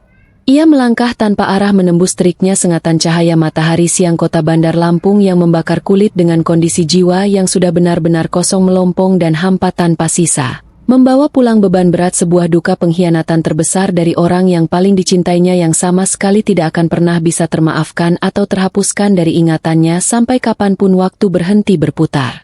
Sinar matahari pagi mulai mengintip dari balik awan kelabu yang masih menyisakan sisa-sisa gerimis membasahi kota Bandar Lampung. Cahayanya perlahan menyinari emperan ruko tempat Rina menghabiskan malam yang paling mengerikan dalam hidupnya. Rina membuka kedua matanya yang bengkak dan terasa sangat perih akibat menangis semalaman suntuk di bawah terpaan angin malam yang menusuk tulang. Sekujur tubuhnya terasa kaku dan mati rasa. Pakaian dasternya yang semalam basah kuyup kini mulai mengering dan menempel kaku pada kulitnya meninggalkan noda lumpur coklat yang terlihat sangat menjijikan. Ia mencoba menggerakkan persendian kakinya yang kram dan perlahan-lahan bangkit berdiri dengan berpegangan pada tiang besi ruko yang dingin. Perutnya berbunyi nyaring menyuarakan rasa lapar yang teramat sangat karena sejak siang kemarin di saat insiden lobi gedung perkantoran itu terjadi ia belum memasukkan sepatah makanan pun ke dalam mulutnya. Rina menatap pantulan dirinya sendiri pada kaca jendela ruko yang gelap, melihat wajah seorang perempuan yang hancur lebur tanpa harapan, rambut yang kusut masai, dan mata yang kehilangan seluruh cahaya kehidupannya. Namun di titik terendah itulah di saat ia merasa bahwa kematian mungkin adalah pilihan yang lebih baik daripada harus menanggung rasa malu dan sakit hati yang luar biasa ini. Sebuah bisikan nurani tiba-tiba muncul menguatkan hatinya. Rina menyadari bahwa jika ia menyerah dan mati membusuk di jalanan saat ini juga maka Danu dan wanita simpanannya itu akan tertawa paling keras merayakan kemenangan mereka.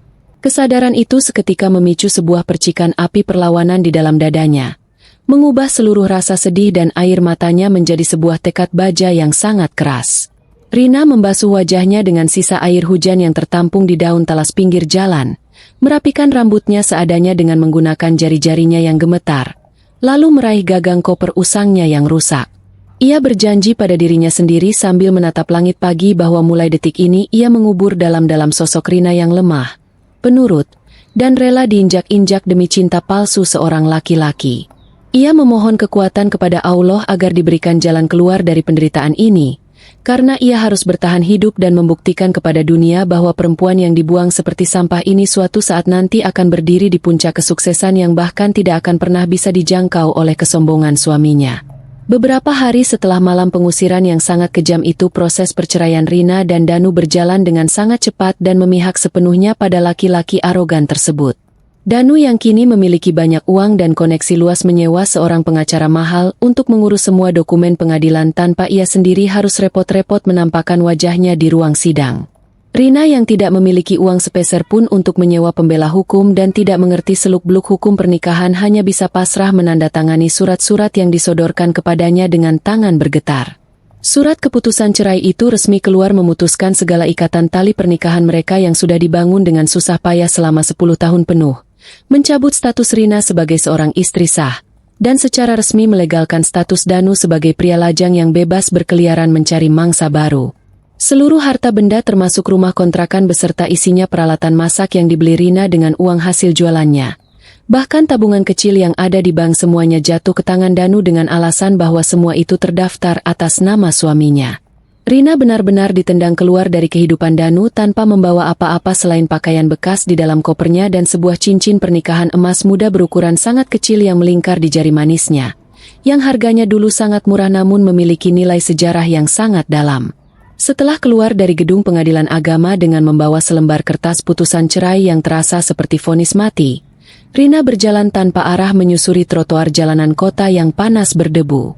Ia menolak keras dorongan hatinya untuk pulang kembali ke kampung halamannya karena ia tidak sanggup membayangkan raut wajah kecewa dan sedih kedua orang tuanya yang sudah tua renta di desa jika melihat anak perempuan satu-satunya pulang dengan status janda miskin yang dibuang suaminya. Rina memutuskan untuk tetap bertahan di kerasnya kota Bandar Lampung menantang nasib dengan bertumpu pada kedua kakinya sendiri. Ia kemudian melepas paksa cincin pernikahan di jari manisnya itu, sebuah benda terakhir yang menghubungkannya dengan masa lalu yang penuh kepalsuan, lalu menjualnya ke sebuah toko emas kecil di pinggiran pasar tradisional dengan harga yang sangat merosot tajam. Uang hasil penjualan cincin kenangan pahit itulah yang kemudian ia gunakan sebagai modal awal untuk bertahan hidup, menyewa sebuah kamar kos ukuran sangat kecil yang pengap berdinding triplek tipis dan beratap sengkaratan yang letaknya berada di lorong sempit kumuh padat penduduk tepat di belakang area pasar sentral kota. Kehidupan di kamar kos sempit itu sangatlah jauh dari kata layak dan menguras seluruh ketahanan fisik maupun mental Rina. Setiap siang udara di dalam ruangan itu terasa sangat panas membakar seperti di dalam oven raksasa. Sementara jika malam tiba suara tikus got yang berlarian dan bau busuk dari tumpukan sampah pasar menyengat masuk melalui celah-celah ventilasi yang rusak.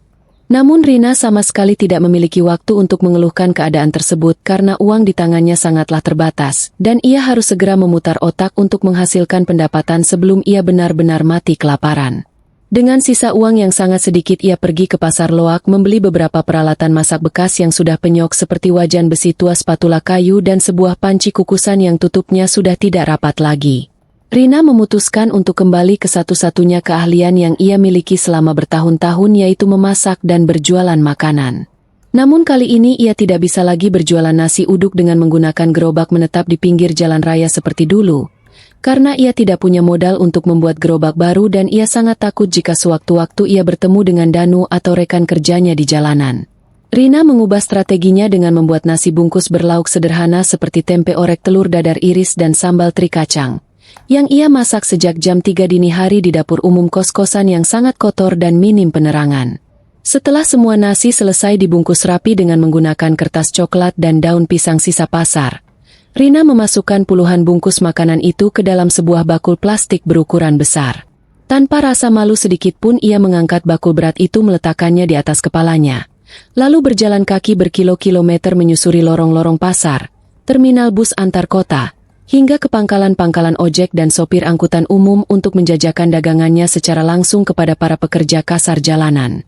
Setiap hari Rina harus menahan rasa panas terik matahari yang menyengat kulit wajahnya hingga mengelupas, menahan rasa sakit di tulang leher dan pundaknya akibat menahan beban bakul yang sangat berat selama berjam-jam, dan menghadapi kerasnya karakter para preman pasar yang terkadang meminta makan tanpa mau membayar sepeser pun. Tidak jarang dagangannya tidak laku terjual habis karena terguyur hujan deras yang tiba-tiba turun secara mendadak, membuat nasi bungkusnya menjadi basah dingin dan basi sebelum sempat ditawarkan kepada pembeli. Di malam hari ketika ia pulang ke kamar kosnya dengan tubuh yang remuk redam dan telapak kaki yang melepuh dipenuhi luka lecet bernanah, Rina seringkali duduk termenung di sudut ruangan yang gelap sambil memakan sisa nasi bungkus basi hasil dagangannya sendiri. Air matanya mengalir deras tanpa bisa dibendung meratapi nasibnya yang terasa sangat tidak adil. Namun setiap kali tangisnya pecah ia langsung bersujud di atas lantai semen yang dingin, memohon pertolongan dan kelapangan rezeki dengan menyebut nama Allah berkali-kali hingga suaranya serak habis di tenggorokan. Ia selalu memohon agar diberikan jalan terang dari himpitan ekonomi yang mencekik ini, meyakini dengan sepenuh jiwa bahwa segala bentuk penderitaan ini adalah ujian penghapus dosa yang akan mengangkat derajatnya di kemudian hari. Titik balik dari kehidupan Rina yang kelam itu akhirnya mulai menampakkan titik terang ketika ia memasuki bulan ke-6 perjuangannya berjualan nasi keliling. Suatu siang yang sangat terik ketika Rina sedang berteduh kelelahan di bawah sebuah pohon akasia besar di dekat area kompleks pergudangan logistik, seorang wanita parubaya yang merupakan kepala bagian personalia dari sebuah perusahaan ekspedisi besar tiba-tiba menghampirinya. Wanita itu tampak terburu-buru dan kebingungan karena pihak catering yang biasanya menyediakan makan siang untuk acara rapat besar di kantornya tiba-tiba membatalkan pesanan secara sepihak padahal acara akan dimulai dalam waktu 2 jam lagi. Melihat puluhan bungkus nasi di dalam bakul Rina yang masih tersisa banyak, wanita itu tanpa ragu langsung memborong seluruh dagangan Rina saat itu juga dan meminta Rina untuk membawanya masuk ke dalam ruang rapat kantor. Meskipun awalnya ragu dan sangat rendah diri, Rina melayani pesanan dadakan itu dengan sangat cekatan dan sopan. Rina sama sekali tidak menyangka bahwa masakan nasi bungkus sederhananya itu ternyata sangat disukai oleh jajaran pimpinan perusahaan tersebut karena bumbunya yang terasa sangat meresap, porsinya yang pas, dan kebersihan masakannya yang selalu Rina jaga meskipun ia memasak di dapur umum yang kumuh. Kepala bagian personalia itu merasa sangat terkesan dengan kejujuran dan hasil masakan Rina, hingga akhirnya pada hari itu juga wanita baik hati itu menawarkan sebuah kesepakatan kerjasama kecil-kecilan kepada Rina. Ia meminta Rina untuk menjadi penyedia makan siang harian tetap bagi puluhan karyawan di kantor ekspedisi tersebut. Dengan syarat Rina harus bisa menyediakan menu makanan yang lebih bervariasi, bergizi seimbang dan disajikan di dalam kotak makan yang lebih rapi bukan sekadar dibungkus kertas coklat biasa. Rina yang mendengar tawaran emas itu langsung terperanjat tidak percaya. Dadanya bergemuruh hebat dan ia langsung meneteskan air mata bahagia mengucapkan terima kasih yang sebesar-besarnya sambil menundukkan kepala berulang kali. Tawaran itu bagaikan oase air dingin di tengah padang pasir yang tandus. Sebuah jawaban atas doa-doa panjangnya yang sering ia panjatkan di sepertiga malam yang sepi. Rina menerima tantangan itu dengan tekad yang membara meskipun ia sadar bahwa ia membutuhkan modal tambahan dan tenaga ekstra yang berkali lipat lebih besar untuk menyanggupi pesanan makanan dalam jumlah banyak setiap harinya dengan menu yang selalu berganti-ganti. Dengan mengumpulkan seluruh sisa uang hasil jualannya selama beberapa bulan terakhir, Rina memberanikan diri menyewa sebuah rumah petak kosong yang memiliki area dapur cukup luas, membeli beberapa peralatan masak tambahan, dan mulai merintis sebuah usaha rintisan kecil-kecilan yang ia beri nama Dapur Rina dengan penuh harapan. Beralih dari penjual nasi bungkus keliling menjadi penyedia catering kantoran ternyata bukanlah sebuah hal yang mudah bagi Rina. Tantangan dan rintangan baru datang silih berganti menguji ketahanan mentalnya yang baru saja mulai pulih. Ia harus belajar secara otodidak memutar otak menyusun jadwal menu makan siang selama 1 bulan penuh agar para karyawan tidak merasa bosan dengan lauk pauk yang itu-itu saja. Rina mulai membaca buku-buku resep bekas yang ia pinjam dari perpustakaan daerah. Bereksperimen menggabungkan berbagai macam bumbu tradisional dengan bahan-bahan makanan sehat seperti sayuran organik segar, ikan laut, dan dada ayam tanpa lemak.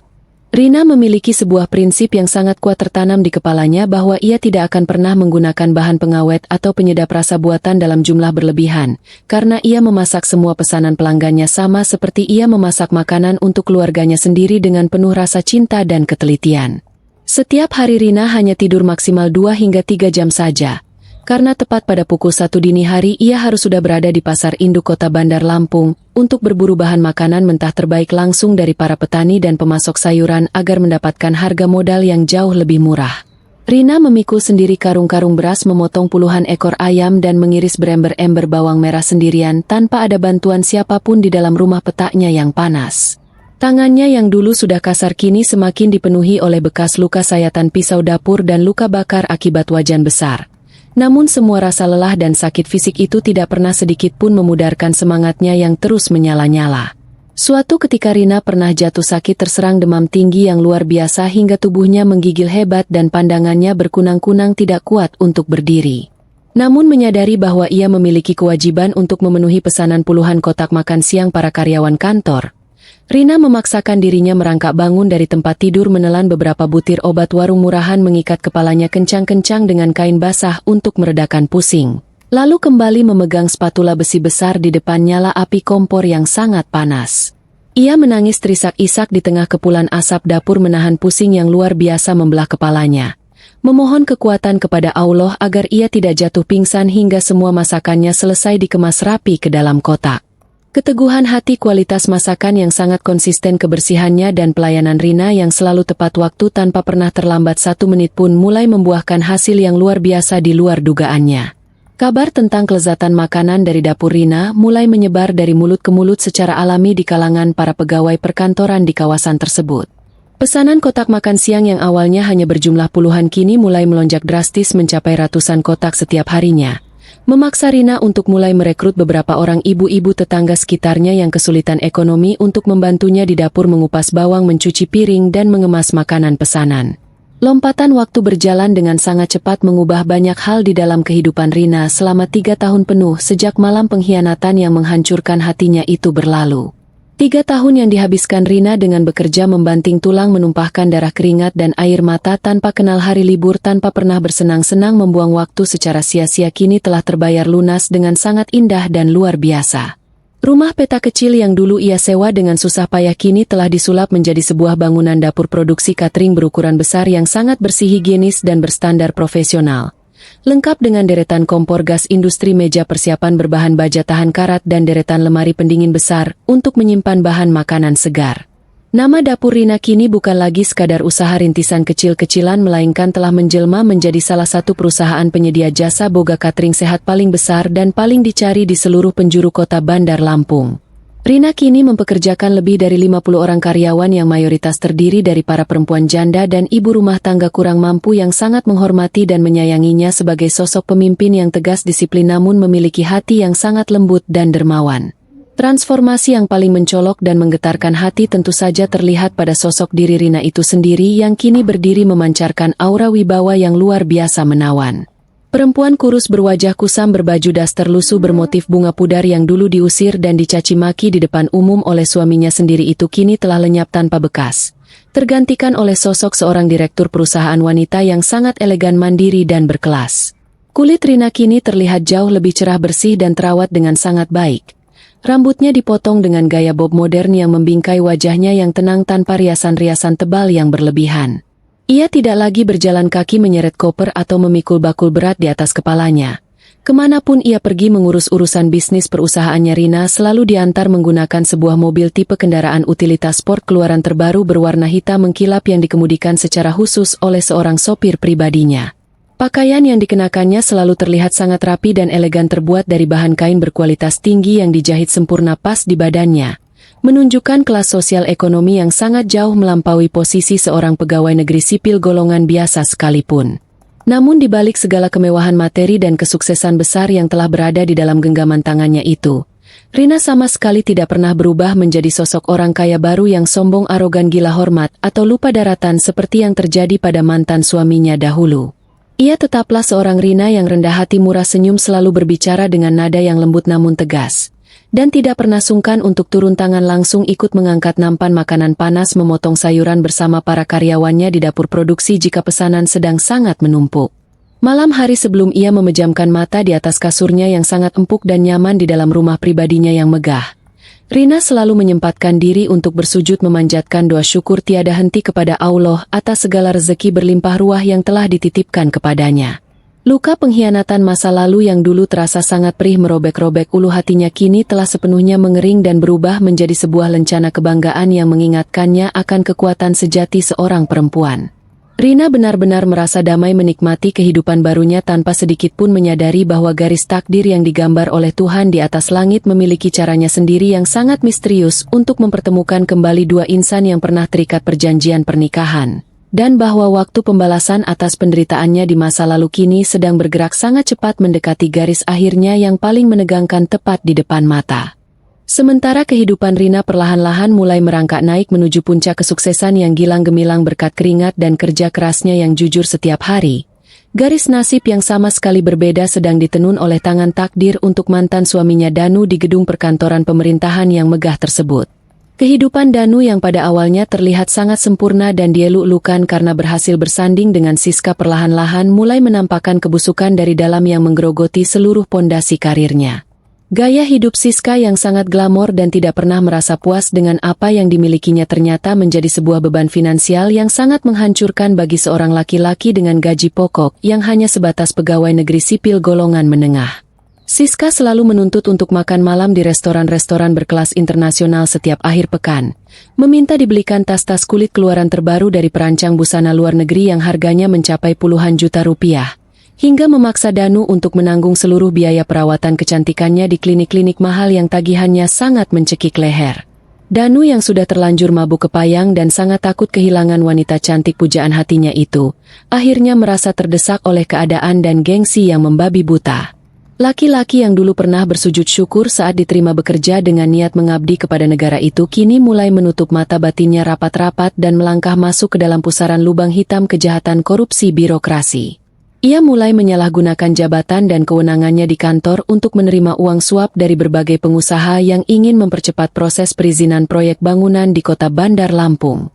Danu dengan tangan bergetar namun dipenuhi oleh rasa serakah yang luar biasa mulai berani memalsukan tanda tangan pimpinannya, merekayasa dokumen-dokumen penting negara, dan menggelapkan sejumlah dana operasional kantor yang jumlahnya sangat fantastis hanya demi memenuhi segala permintaan gaya hidup mewah wanita simpanannya tersebut. Pada awalnya semua tindakan kejahatan kerah putih yang dilakukan Danu berjalan dengan sangat mulus tanpa ada satupun orang yang mencurigainya karena ia selalu membagi-bagikan sedikit hasil uang haram tersebut kepada beberapa rekan kerjanya agar mereka menutup mulut rapat-rapat. Danu merasa dirinya sangat hebat, tidak tersentuh oleh hukum dan sedang berada di puncak dunia, karena ia bisa membelikan Siska sebuah mobil baru dan menyewa sebuah apartemen mewah di pusat kota untuk mereka tinggali berdua. Namun pepatah lama yang mengatakan bahwa sepandai-pandainya tupai melompat pasti akan jatuh juga pada akhirnya terbukti benar adanya dan menghantam kehidupan Danu dengan cara yang paling brutal dan tidak pernah ia bayangkan sebelumnya di dalam mimpi terburuknya sekalipun. Pada suatu pagi yang sangat biasa di mana Danu sedang duduk bersantai di meja kerjanya sambil menyesap kopi hitam mahal, tiba-tiba suasana kantor yang tenang berubah menjadi sangat mencekam dan penuh kepanikan yang luar biasa. Sepasukan tim pemeriksa keuangan negara dan pihak berwajib yang mengenakan rompi khusus datang melakukan penggerebekan mendadak tanpa ada pemberitahuan sebelumnya, menyegel seluruh ruangan dokumen dan memeriksa paksa seluruh komputer milik para pegawai yang dicurigai terlibat dalam skandal penggelapan dana proyek besar-besaran.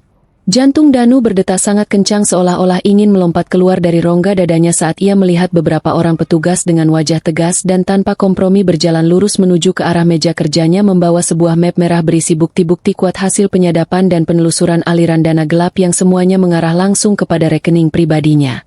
Di saat Danu digiring secara paksa keluar dari ruangannya di hadapan puluhan pasang mata rekan kerjanya yang menatapnya dengan pandangan penuh rasa terkejut dan mencemooh, hal pertama yang terlintas di dalam kepala Danu adalah mencari perlindungan dari Siska dan ayah Siska yang merupakan pejabat eselon tinggi di instansi tersebut. Danu dengan wajah pucat pasi dan tubuh gemetar memohon izin kepada petugas untuk menelepon Siska, berharap wanita yang selalu ia belikan barang mewah itu akan menggunakan koneksi kekuasaan keluarganya untuk menyelamatkannya dari jeratan hukum yang mematikan ini. Namun balasan yang diterima Danu benar-benar menjadi pukulan telak yang menghancurkan seluruh kewarasannya dalam hitungan detik. Siska sama sekali tidak mengangkat panggilan teleponnya, bahkan nomor telepon Danu langsung diblokir saat itu juga tanpa ada penjelasan apapun. Ketika Danu sedang menjalani proses pemeriksaan yang sangat melelahkan dan menguras mental di ruang interogasi yang dingin, ia mendapatkan sebuah kabar yang sangat menyayat hati dari salah satu petugas yang memeriksanya. Ternyata ayah Siska yang merupakan pejabat tinggi tersebut telah mengetahui sejak awal tentang adanya penyelidikan rahasia ini, dan demi menyelamatkan nama baik keluarga serta mengamankan posisi jabatannya sendiri, ayah Siska dengan sangat licik telah memanipulasi bukti-bukti sedemikian rupa sehingga seluruh kesalahan berat dan tanggung jawab hukum atas penggelapan dana tersebut dilimpahkan sepenuhnya kepada Danu seorang diri. Lebih menyakitkannya lagi, Danu mendengar kabar bahwa Siska langsung mengajukan surat pengunduran diri dari kantor pada hari yang sama saat penggerebekan terjadi. Dan wanita yang selama ini ia puja-puji setinggi langit itu dikabarkan telah pergi berlibur ke luar negeri dan segera melangsungkan pertunangan dengan seorang pengusaha perkebunan kelapa sawit yang jauh lebih kaya raya, meninggalkannya membusuk di ruang tahanan tanpa sedikit pun rasa penyesalan atau belas kasihan.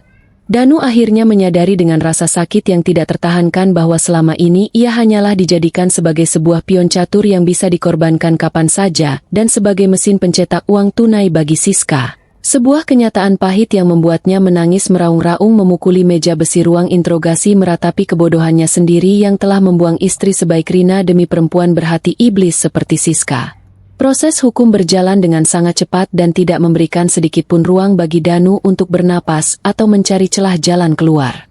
Sidang kode etik pegawai pemerintah memutuskan bahwa Danu terbukti secara sah dan meyakinkan melakukan tindak pidana korupsi dan penyalahgunaan wewenang tingkat berat. Hari di mana putusan itu dibacakan menjadi hari paling kelam dan paling memalukan dalam seluruh sejarah hidup Danu. Di tengah sebuah apel pagi yang dihadiri oleh seluruh pegawai instansi pemerintahan tersebut, Danu dipanggil ke depan lapangan dengan menggunakan pakaian biasa tanpa seragam kebanggaannya. Di hadapan ratusan pasang mata yang menatapnya dengan penuh hinaan dan rasa jijik, surat keputusan pemecatan secara tidak hormat dibacakan dengan suara lantang yang menggema melalui pelantang suara, mencabut secara paksa dan permanen seluruh haknya sebagai abdi negara yang selama ini ia bangga-banggakan hingga membuatnya lupa daratan. Tidak hanya kehilangan jabatan dan harga dirinya, nasib buruk Danu ternyata masih berlanjut bagaikan sebuah badai topan yang menyapu bersih seluruh kehidupannya tanpa sisa.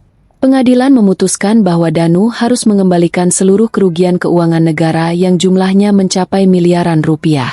Akibatnya seluruh harta benda yang ia miliki termasuk rumah yang dulu ia rebut dari Rina, mobil keluaran terbaru, hingga barang-barang elektronik dan tabungan hari tuanya disita paksa oleh negara untuk dilelang. Seolah-olah hukuman itu belum cukup untuk menghancurkannya, Danu juga terus-menerus diburu dan diteror oleh sekawanan penagih utang berwajah sangar dari pihak rentenir gelap tempat ia dulu sering meminjam uang dengan bunga tinggi untuk membelikan Siska perhiasan berlian.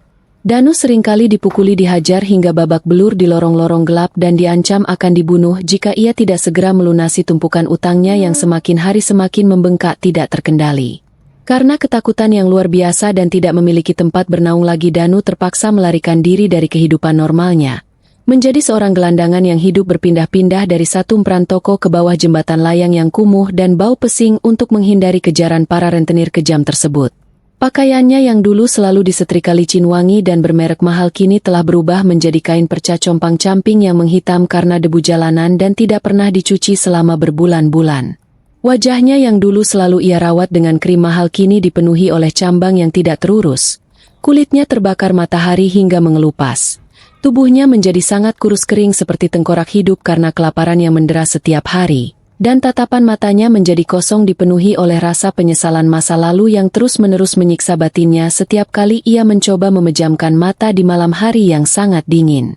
Hukum tabur tuai yang dijanjikan oleh Allah benar-benar bekerja dengan cara yang sangat sempurna dan presisi, mengambil kembali seluruh titipan kesombongan yang pernah dibanggakan Danu dan membenamkannya ke dalam lumpur penderitaan yang paling dalam dan paling hina di antara para manusia jalanan lainnya. Sementara Danu sedang berjuang mati-matian hanya untuk sekadar mencari sesuap nasi basi sisa buangan orang di jalanan kota, kehidupan mantan istrinya Rina justru sedang berada di puncak kejayaannya yang paling bersinar terang dan membanggakan. Pada hari yang sama saat Danu sedang meringkuk menahan rasa sakit di perutnya karena kelaparan di bawah kolong jembatan, perusahaan catering milik Rina baru saja memenangkan sebuah tender pengadaan konsumsi skala nasional yang sangat bergengsi. Acara tersebut adalah sebuah konferensi besar pertemuan para pejabat daerah dan pengusaha seluruh Indonesia yang diselenggarakan di salah satu gedung balai pertemuan paling mewah dan terbesar yang ada di pusat kota Bandar Lampung. Dapur produksi Rina telah sibuk beroperasi tanpa henti selama 3 hari 3 malam berturut-turut untuk menyiapkan ribuan porsi makanan premium kelas. Atas yang menu masakannya memadukan cita rasa hidangan tradisional Nusantara dengan gaya penyajian modern internasional yang sangat elegan. Rina yang bertindak langsung sebagai direktur utama perusahaan turun tangan secara pribadi memimpin puluhan karyawannya di area dapur persiapan belakang gedung kemegahan tersebut. Penampilan Rina hari itu sungguh sangat memukau mata memancarkan pesona kewibawaan seorang perempuan mandiri yang sukses berdiri di atas kakinya sendiri. Ia mengenakan setelan jas kerja khusus wanita berwarna biru dongker yang dipadukan dengan kemeja putih berbahan sutra yang sangat halus, rambutnya ditata rapi ke belakang, dan wajahnya memancarkan ketegasan namun tetap dipenuhi oleh senyuman ramah setiap kali ia memberikan instruksi kepada anak buahnya.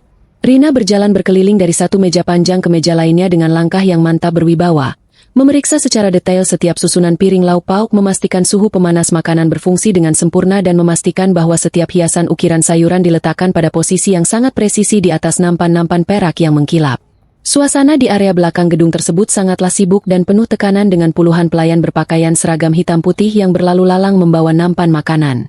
Namun Rina mampu mengendalikan semuanya dengan sangat tenang layaknya seorang konduktor orkestra profesional yang sedang memimpin sebuah pertunjukan musik besar yang berjalan dengan sangat sempurna tanpa ada satupun nada yang sumbang. Kesuksesan acara tersebut menjadi pembuktian nyata bagi Rina bahwa semua rasa sakit hati, hinaan dan air mata pengorbanan yang pernah ia keluarkan di masa lalu tidak ada yang sia-sia. Semuanya telah diubah oleh kuasamu menjadi sebuah kekuatan pendorong yang membawanya terbang tinggi menembus batas-batas kemiskinan yang dulu selalu mengurungnya di dalam rumah kontrakan kecil yang pengap dan menyedihkan. Menjelang sore hari ketika acara konferensi besar tersebut akhirnya selesai dengan sangat lancar dan para tamu penting mulai berangsur-angsur meninggalkan gedung pertemuan mewah itu dengan wajah puas memuji kelezatan hidangan yang disajikan. Rina melangkah keluar dari pintu belakang area dapur menuju ke arah lorong tempat pembuangan limbah dan sisa bahan makanan.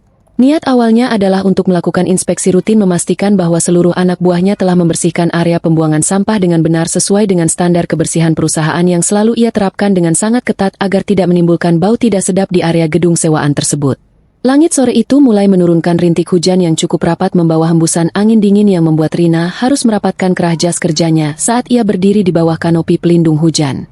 Saat pandangan matanya menyapu deretan tempat sampah plastik berukuran besar yang berjejer rapi di sudut lorong, perhatian Rina tiba-tiba tertuju pada sebuah sosok tubuh manusia yang sedang berjongkok di balik tumpukan kantong plastik sampah berwarna hitam.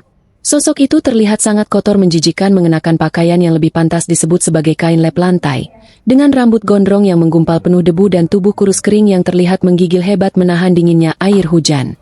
Pria gelandangan itu tampak sangat putus asa mengais-ngais sisa-sisa tulang ayam dan nasi bekas yang sudah bercampur dengan kotoran limbah dapur lainnya, memasukkannya ke dalam sebuah kantong plastik resek kecil dengan gerakan tangan yang sangat terburu-buru seolah-olah ia sudah berhari-hari tidak makan sama sekali. Hati Rina yang pada dasarnya memang sangat lembut dan mudah tersentuh oleh penderitaan orang lain langsung merasakan sebuah dorongan rasa kasihan yang sangat mendalam melihat pemandangan memilukan di depan matanya itu.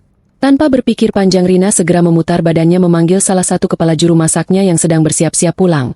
Dan dengan nada suara yang penuh kelembutan Rina menginstruksikan anak buahnya tersebut untuk segera mengambilkan satu porsi kotak makan siang utuh yang masih bersih dan hangat dari sisa cadangan makanan VIP di dalam ruangan pendingin.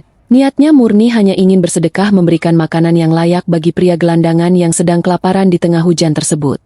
Setelah karyawan tersebut menyerahkan sebuah kotak bekal eksklusif berwarna emas yang masih mengepulkan uap hangat ke tangan Rina, ia melangkah perlahan mendekati pria gelandangan yang masih membelakanginya dan asyik mengorek-ngorek tong sampah basah tersebut.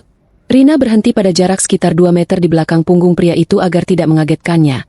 Lalu dengan suara yang sangat lembut dan sopan Rina memanggil pria itu menyuruhnya untuk berhenti memakan sisa sampah karena ia telah membawakan makanan yang masih bersih dan jauh lebih layak untuk dimakan. Mendengar suara perempuan yang sangat lembut menyapanya, pria gelandangan itu perlahan-lahan menghentikan aktivitas tangannya. Tubuhnya yang kurus terlihat menegang sesaat sebelum akhirnya ia memutar lehernya menoleh ke arah belakang tempat Rina berdiri. Detik ketika pandangan mata mereka berdua saling bertemu telak di lorong yang temaram dan diguyur hujan rintik-rintik itu, waktu di seluruh alam semesta seakan-akan berhenti berdetak dengan paksa menciptakan sebuah keheningan yang sangat pekat dan mencekik rongga dada. Mata Rina terbelalak membulat sempurna, napasnya tertahan di tenggorokan dan kotak bekal di tangannya hampir saja terjatuh ke lantai saat otaknya secara perlahan mulai mencerna struktur tulang wajah pria kotor di hadapannya itu di balik tumpukan kotoran dan jambang yang lebat. Pria gelandangan yang sedang memegang sisa tulang ayam kotor itu adalah Danu, mantan suaminya sendiri yang 3 tahun lalu dengan sangat kejam mengusirnya ke jalanan karena merasa malu memiliki istri yang lusuh dan miskin. Di sisi lain Danu yang matanya awalnya sayu karena kelaparan seketika membelalak lebar memancarkan gelombang syok, ketidakpercayaan dan kepanikan yang teramat sangat luar biasa saat ia mengenali wajah perempuan cantik nan elegan yang berdiri menjulang di hadapannya. Ia melihat Rina yang dulu ia hina sebagai perempuan bau bawang kini berdiri dengan sangat anggun mengenakan pakaian mahal memancarkan aura seorang atasan yang sangat berkuasa. Kontras yang sangat menyakitkan dibandingkan dengan kondisi dirinya sendiri yang kini berada di kasta paling bawah dalam kehidupan sosial masyarakat. Rasa malu, penyesalan yang luar biasa dalam dan rasa bersalah yang selama ini menghantui setiap tidurnya seketika meledak menghancurkan seluruh sisa-sisa harga diri laki-laki di dalam dada Danu. Tanpa bisa ditahan lagi Danu menjatuhkan tulang ayam kotor dari tangannya, tubuhnya langsung ambruk tersungkur ke lantai aspal yang basah dan kotor merangkak maju dengan sangat menyedihkan mendekati ujung sepatu hak tinggi kemilau yang dikenakan oleh Rina. Danu menangis meraung-raung sangat histeris, air matanya bercampur dengan air hujan dan kotoran di wajahnya. Ia mencoba meraih dan mencium ujung kaki Rina, namun Rina secara naluriah memundurkan langkahnya menghindari sentuhan tangan kotor mantan suaminya itu. Di tengah isak tangisnya yang sangat memilukan dan membuat dadanya sesak, Danu mulai meracau mengucapkan ribuan kata maaf yang terdengar sangat menyedihkan. Ia memohon memelas belas kasihan Rina menceritakan semua pengkhianatan Siska yang telah menghancurkan hidupnya dan bagaimana ia sekarang harus hidup menggelandang dikejar-kejar utang tanpa ada satu orang pun yang mau menolongnya. Dengan suara yang sangat parau dan putus asa Danu memohon kepada Rina untuk memberikannya satu kesempatan kedua, memohon agar Rina sudi menerimanya kembali menjadi suaminya, berjanji akan menjadi budak pembantu bagi Rina asalkan ia tidak dibiarkan mati membusuk di jalanan kota yang kejam ini. Melihat pemandangan mantan suaminya yang dulu sangat arogan dan sombong kini terkapar menangis meraung-raung memeluk lantai kotor di bawah kakinya, reaksi yang ditunjukkan Rina sungguh di luar dugaan dan sangat berkelas. Rina sama sekali tidak menunjukkan raut wajah kemarahan, tidak berteriak memaki-maki apalagi menendang Danu untuk melampiaskan dendam masa lalunya. Wajah Rina tetap terlihat sangat tenang, datar dan sama sekali tidak memancarkan emosi yang meledak-ledak. Karena jauh di dasar hatinya ia sudah tidak memiliki sedikit pun rasa cinta benci atau kepedulian terhadap sosok laki-laki yang sedang menangis di hadapannya ini. Rina menyadari bahwa Tuhan telah mengambil alih tugasnya untuk memberikan hukuman yang paling setimpal dan ia tidak perlu mengotori tangannya sendiri untuk membalas dendam. Dengan gerakan yang sangat anggun dan perlahan Rina sedikit menundukkan badannya meletakkan kotak bekal makanan mewah yang masih hangat itu tepat di lantai aspal di depan wajah Danu yang masih menangis terseduh-seduh. Rina kemudian menatap langsung ke dalam mata Danu yang sembab memerah dengan sebuah tatapan mata yang sangat tajam, dingin dan menusuk menembus hingga ke dasar jiwa mantan suaminya tersebut. Dengan menggunakan nada suara yang tidak terlalu keras namun memiliki ketegasan yang luar biasa mematikan, Rina mengucapkan kalimat terakhirnya yang akan menjadi mimpi buruk abadi bagi Danu seumur hidup. Rina mengatakan kepadanya untuk memakan hidangan itu karena ia tahu Danu sangat kelaparan. Namun ia juga menegaskan dengan untaian kata yang sangat menyayat hati bahwa dulu Danu dengan kesombongannya telah membuang sebuah berlian yang sangat berharga hanya demi memungut sebuah batu kali yang pada akhirnya menghancurkannya. Rina memerintahkan Danu untuk bangkit berdiri dan mulai berjalan menggunakan kedua kakinya sendiri menghadapi segala kerusakan yang telah ia ciptakan. karena Rina menyatakan dengan sangat jelas bahwa ia telah lama mengubur dan membakar habis semua sisa-sisa kenangan masa lalu mereka tanpa ada ruang sedikit pun untuk kata kembali atau pemaafan yang mengubah keadaan. Setelah mengucapkan kalimat penutup yang sangat mematikan tersebut, Rina menegakkan tubuhnya kembali, membalikkan badannya dengan sangat anggun dan melangkah pergi dengan ketukan sepatu hak tinggi yang terdengar sangat ritmis dan percaya diri meninggalkan lorong pembuangan sampah yang gelap itu.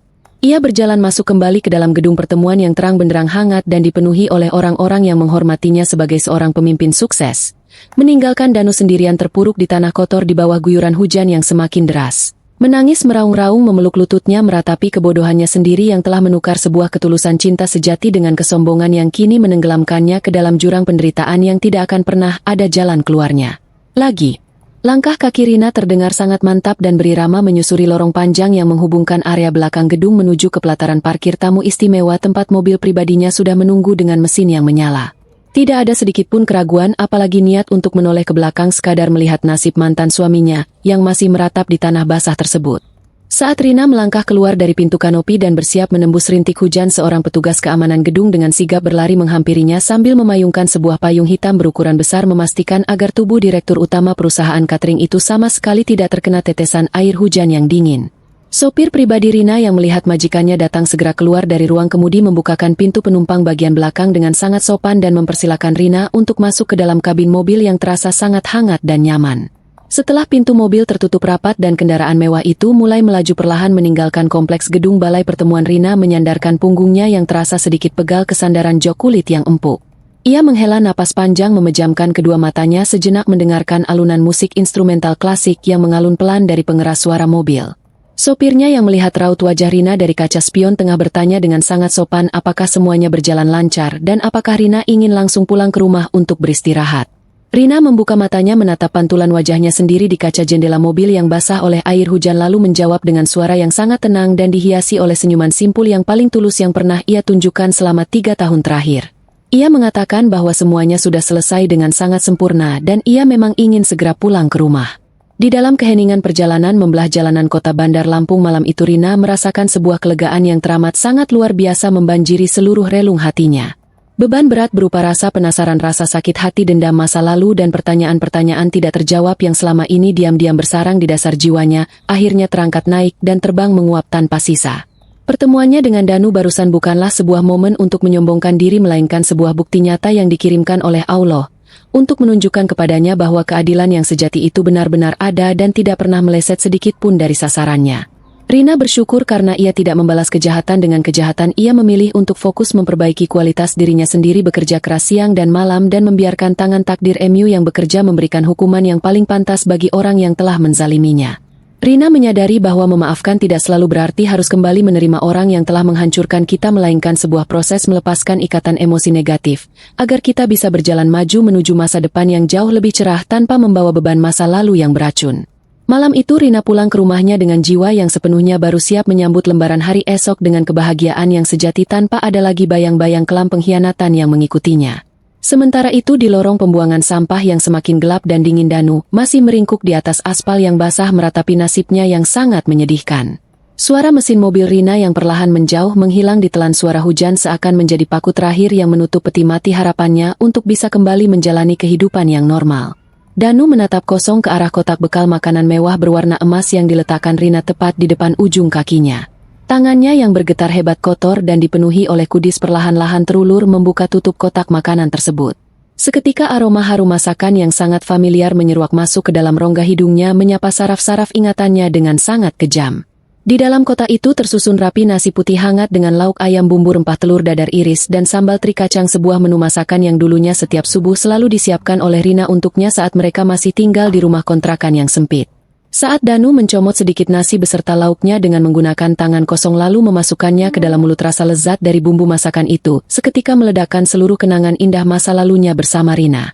Ia ingat bagaimana Rina dulu selalu tersenyum menyajikan makanan ini. Ia ingat bagaimana Rina rela menahan lapar agar ia bisa makan dengan kenyang, dan ia teringat dengan sangat jelas bagaimana ia dulu dengan sangat kejam mencaci maki masakan ini, menganggapnya sebagai makanan kampungan yang tidak pantas masuk ke perutnya. Setiap kunyahan makanan yang masuk ke tenggorokannya terasa seperti menelan pecahan beling kaca yang sangat tajam menyayat-nyayat lambungnya, namun di saat yang bersamaan rasa laparnya yang luar biasa memaksanya untuk terus memakan hidangan itu sambil menangis terseduh-seduh. Air mata penyesalan terus mengalir membasahi pipinya yang kotor jatuh menetes bercampur dengan makanan yang sedang ia telan. Ia makan dengan sangat rakus layaknya binatang liar kelaparan menyapu bersih seluruh isi kotak makanan itu. Hingga tidak tersisa satu butir nasi pun tidak mempedulikan bahwa dirinya sedang duduk di sebelah tumpukan sampah yang berbau busuk. Belum selesai ia menangisi nasibnya tiba-tiba dua orang petugas keamanan gedung dengan membawa senter yang sangat terang dan tongkat pemukul menghampirinya dari ujung lorong. Para petugas keamanan itu membentaknya dengan sangat kasar menyuruhnya untuk segera menyingkir dan pergi dari area gedung pemerintahan tersebut, karena keberadaan gelandangan kotor sangat dilarang di kawasan elit itu. Danu yang ketakutan setengah mati langsung merangkak bangun meninggalkan kotak makanannya dan berlari tertatih-tatih menembus derasnya hujan malam itu diusir bagaikan seekor anjing liar berpenyakit yang sangat menjijikan dari tempat di mana ia dulu pernah bekerja dengan penuh kesombongan menggunakan seragam kebanggaannya. Berhari-hari berganti menjadi berminggu-minggu setelah kejadian malam pertemuan itu kondisi fisik dan kejiwaan Danu mengalami kemerosotan yang sangat tajam dan tidak bisa diselamatkan lagi. Rasa bersalah yang teramat sangat mendalam rasa malu karena telah melihat kesuksesan mantan istrinya dan penderitaan hidup di jalanan yang tidak berujung akhirnya berhasil meruntuhkan dinding kewarasan di dalam kepalanya. Danu mulai kehilangan akal sehatnya. Ia sering terlihat berjalan tanpa arah menyusuri jalanan protokol kota Bandar Lampung di siang bolong yang sangat panas terik dengan hanya mengenakan celana pendek compang-camping yang sudah robek di sana-sini tanpa memakai baju sehelai pun. Kulitnya menghitam legam terbakar matahari, rambutnya semakin gimbal dipenuhi kotoran dan tubuhnya sangat kurus hanya menyisakan tulang yang dibalut oleh kulit kering.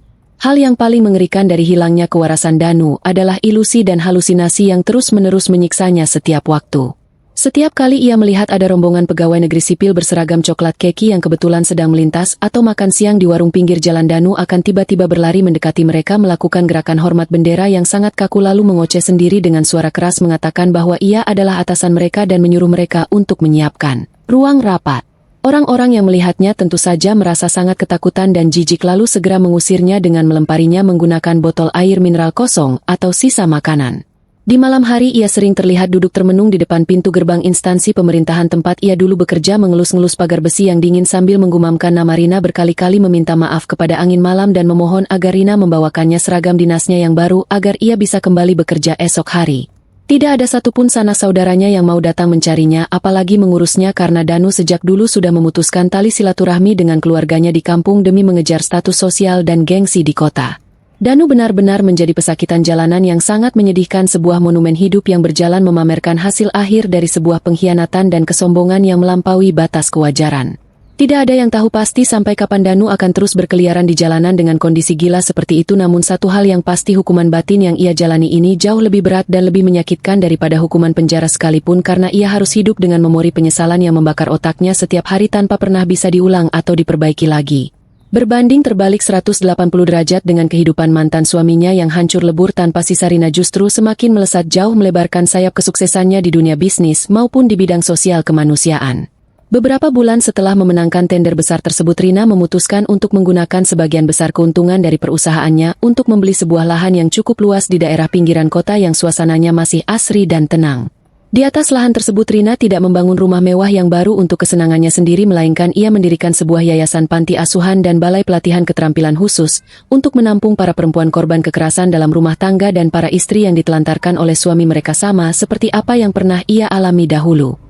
Rina menyediakan tempat tinggal yang layak, makanan bergizi dan mendatangkan para pengajar profesional untuk melatih para perempuan tersebut keahlian memasak, menjahit dan mengelola usaha kecil-kecilan agar mereka bisa kembali bangkit, memiliki harga diri dan bisa mencari nafkah secara mandiri tanpa harus bergantung pada belas kasihan orang lain. Rina seringkali menghabiskan waktu luangnya di akhir pekan untuk berkumpul bersama para perempuan di yayasan tersebut, duduk lesehan di atas tikar, saling berbagi cerita pengalaman hidup dan memberikan motivasi yang sangat menginspirasi.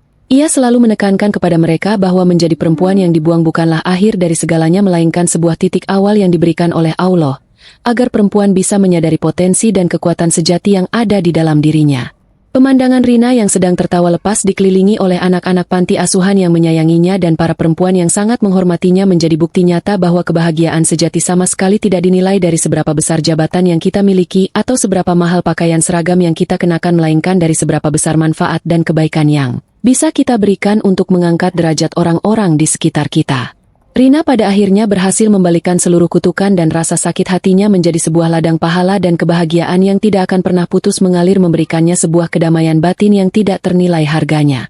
Dari kisah perjalanan hidup Rina dan Danu yang penuh dengan lika-liku air mata dan pengorbanan ini, kita bisa memetik sebuah pelajaran hidup yang sangat berharga dan mendalam untuk kita jadikan pedoman dalam menjalani kehidupan sehari-hari. Kisah ini mengajarkan kepada kita tentang betapa berbahayanya sifat sombong, lupa daratan, dan gila akan jabatan. Seragam pangkat dan status sosial di mata manusia hanyalah sebuah titipan sementara yang sifatnya sangat fana, bisa datang dan pergi kapan saja atas kehendak Sang Pencipta. Mengorbankan kesetiaan, kasih sayang, dan keutuhan keluarga yang telah menemani kita merangkak dari bawah hanya demi mengejar validasi dari lingkungan yang baru dan demi pesona wanita lain yang hanya mencintai harta, adalah sebuah kebodohan terbesar yang akan selalu berujung pada jurang penyesalan yang sangat dalam. Danu adalah contoh nyata bagaimana hukum tabur tuai itu bekerja dengan sangat adil. Barang siapa yang menanam angin maka ia harus bersiap-siap untuk menuai badai yang akan menghancurkannya. Di sisi lain, kisah perjuangan Rina memberikan kita sebuah inspirasi yang luar biasa tentang kekuatan kesabaran, ketangguhan mental, dan rasa berserah diri yang total kepada Allah. Saat Rina dijatuhkan ke titik nadir yang paling rendah, ia tidak memilih untuk terus menangis menyalahkan takdir, apalagi membalas dendam dengan cara yang kotor. Rina memilih untuk bangkit, bekerja keras, membanting tulang dengan cara yang jujur, dan membuktikan nilai dirinya melalui sebuah pencapaian kesuksesan yang sangat membanggakan. Rina mengajarkan bahwa sebaik-baiknya pembalasan dendam adalah dengan menjadikan diri kita pribadi yang jauh lebih baik, jauh lebih sukses, dan jauh lebih bahagia daripada orang yang telah membuang dan merendahkan kita. Percayalah bahwa setiap tetes air mata hamba yang teraniaya tidak akan pernah jatuh sia-sia ke tanah, karena semuanya telah dicatat dan akan diganti dengan sebuah kebahagiaan yang jauh lebih indah pada waktu yang paling tepat menurut takdir MU. Tetaplah menjadi orang baik meskipun dunia memperlakukanmu dengan sangat kejam, karena kebaikan itu pada akhirnya akan kembali kepadamu dalam wujud rezeki, ketenangan batin, dan kebahagiaan yang tidak akan pernah bisa direbut oleh siapapun. Terima kasih yang sebesar-besarnya karena sudah meluangkan waktu untuk mendengarkan kisah drama kehidupan keluarga yang penuh dengan air mata, perjuangan, dan inspirasi kebangkitan ini dari awal babak pertama hingga selesai di babak penutup. Harapan yang paling besar adalah semoga kisah ini tidak hanya menjadi sebuah hiburan semata, melainkan bisa membawa manfaat, memberikan kekuatan bagi yang sedang berjuang, dan menjadi pengingat yang baik bagi kita semua untuk selalu mensyukuri dan menjaga kesetiaan terhadap pasangan hidup kita masing-masing. Pastikan untuk menekan tombol suka pada video cerita ini dan bagikan pendapat, kesan, atau mungkin pengalaman hidup kalian yang serupa di kolom komentar yang ada di bawah, karena setiap tulisan dari kalian sangat berarti dan selalu dinantikan. Jangan lupa juga untuk terus mendukung saluran ini dengan cara menekan tombol berlangganan agar kalian tidak ketinggalan saat ada kisah-kisah drama kehidupan terbaru lainnya yang pastinya akan lebih menarik, menguras emosi, dan penuh dengan pelajaran hidup yang berharga di masa mendatang. Sampai jumpa lagi di cerita-cerita inspiratif selanjutnya. Semoga kalian semua selalu diberikan kesehatan, kelancaran rezeki, dan dijauhkan dari segala bentuk pengkhianatan orang-orang terdekat.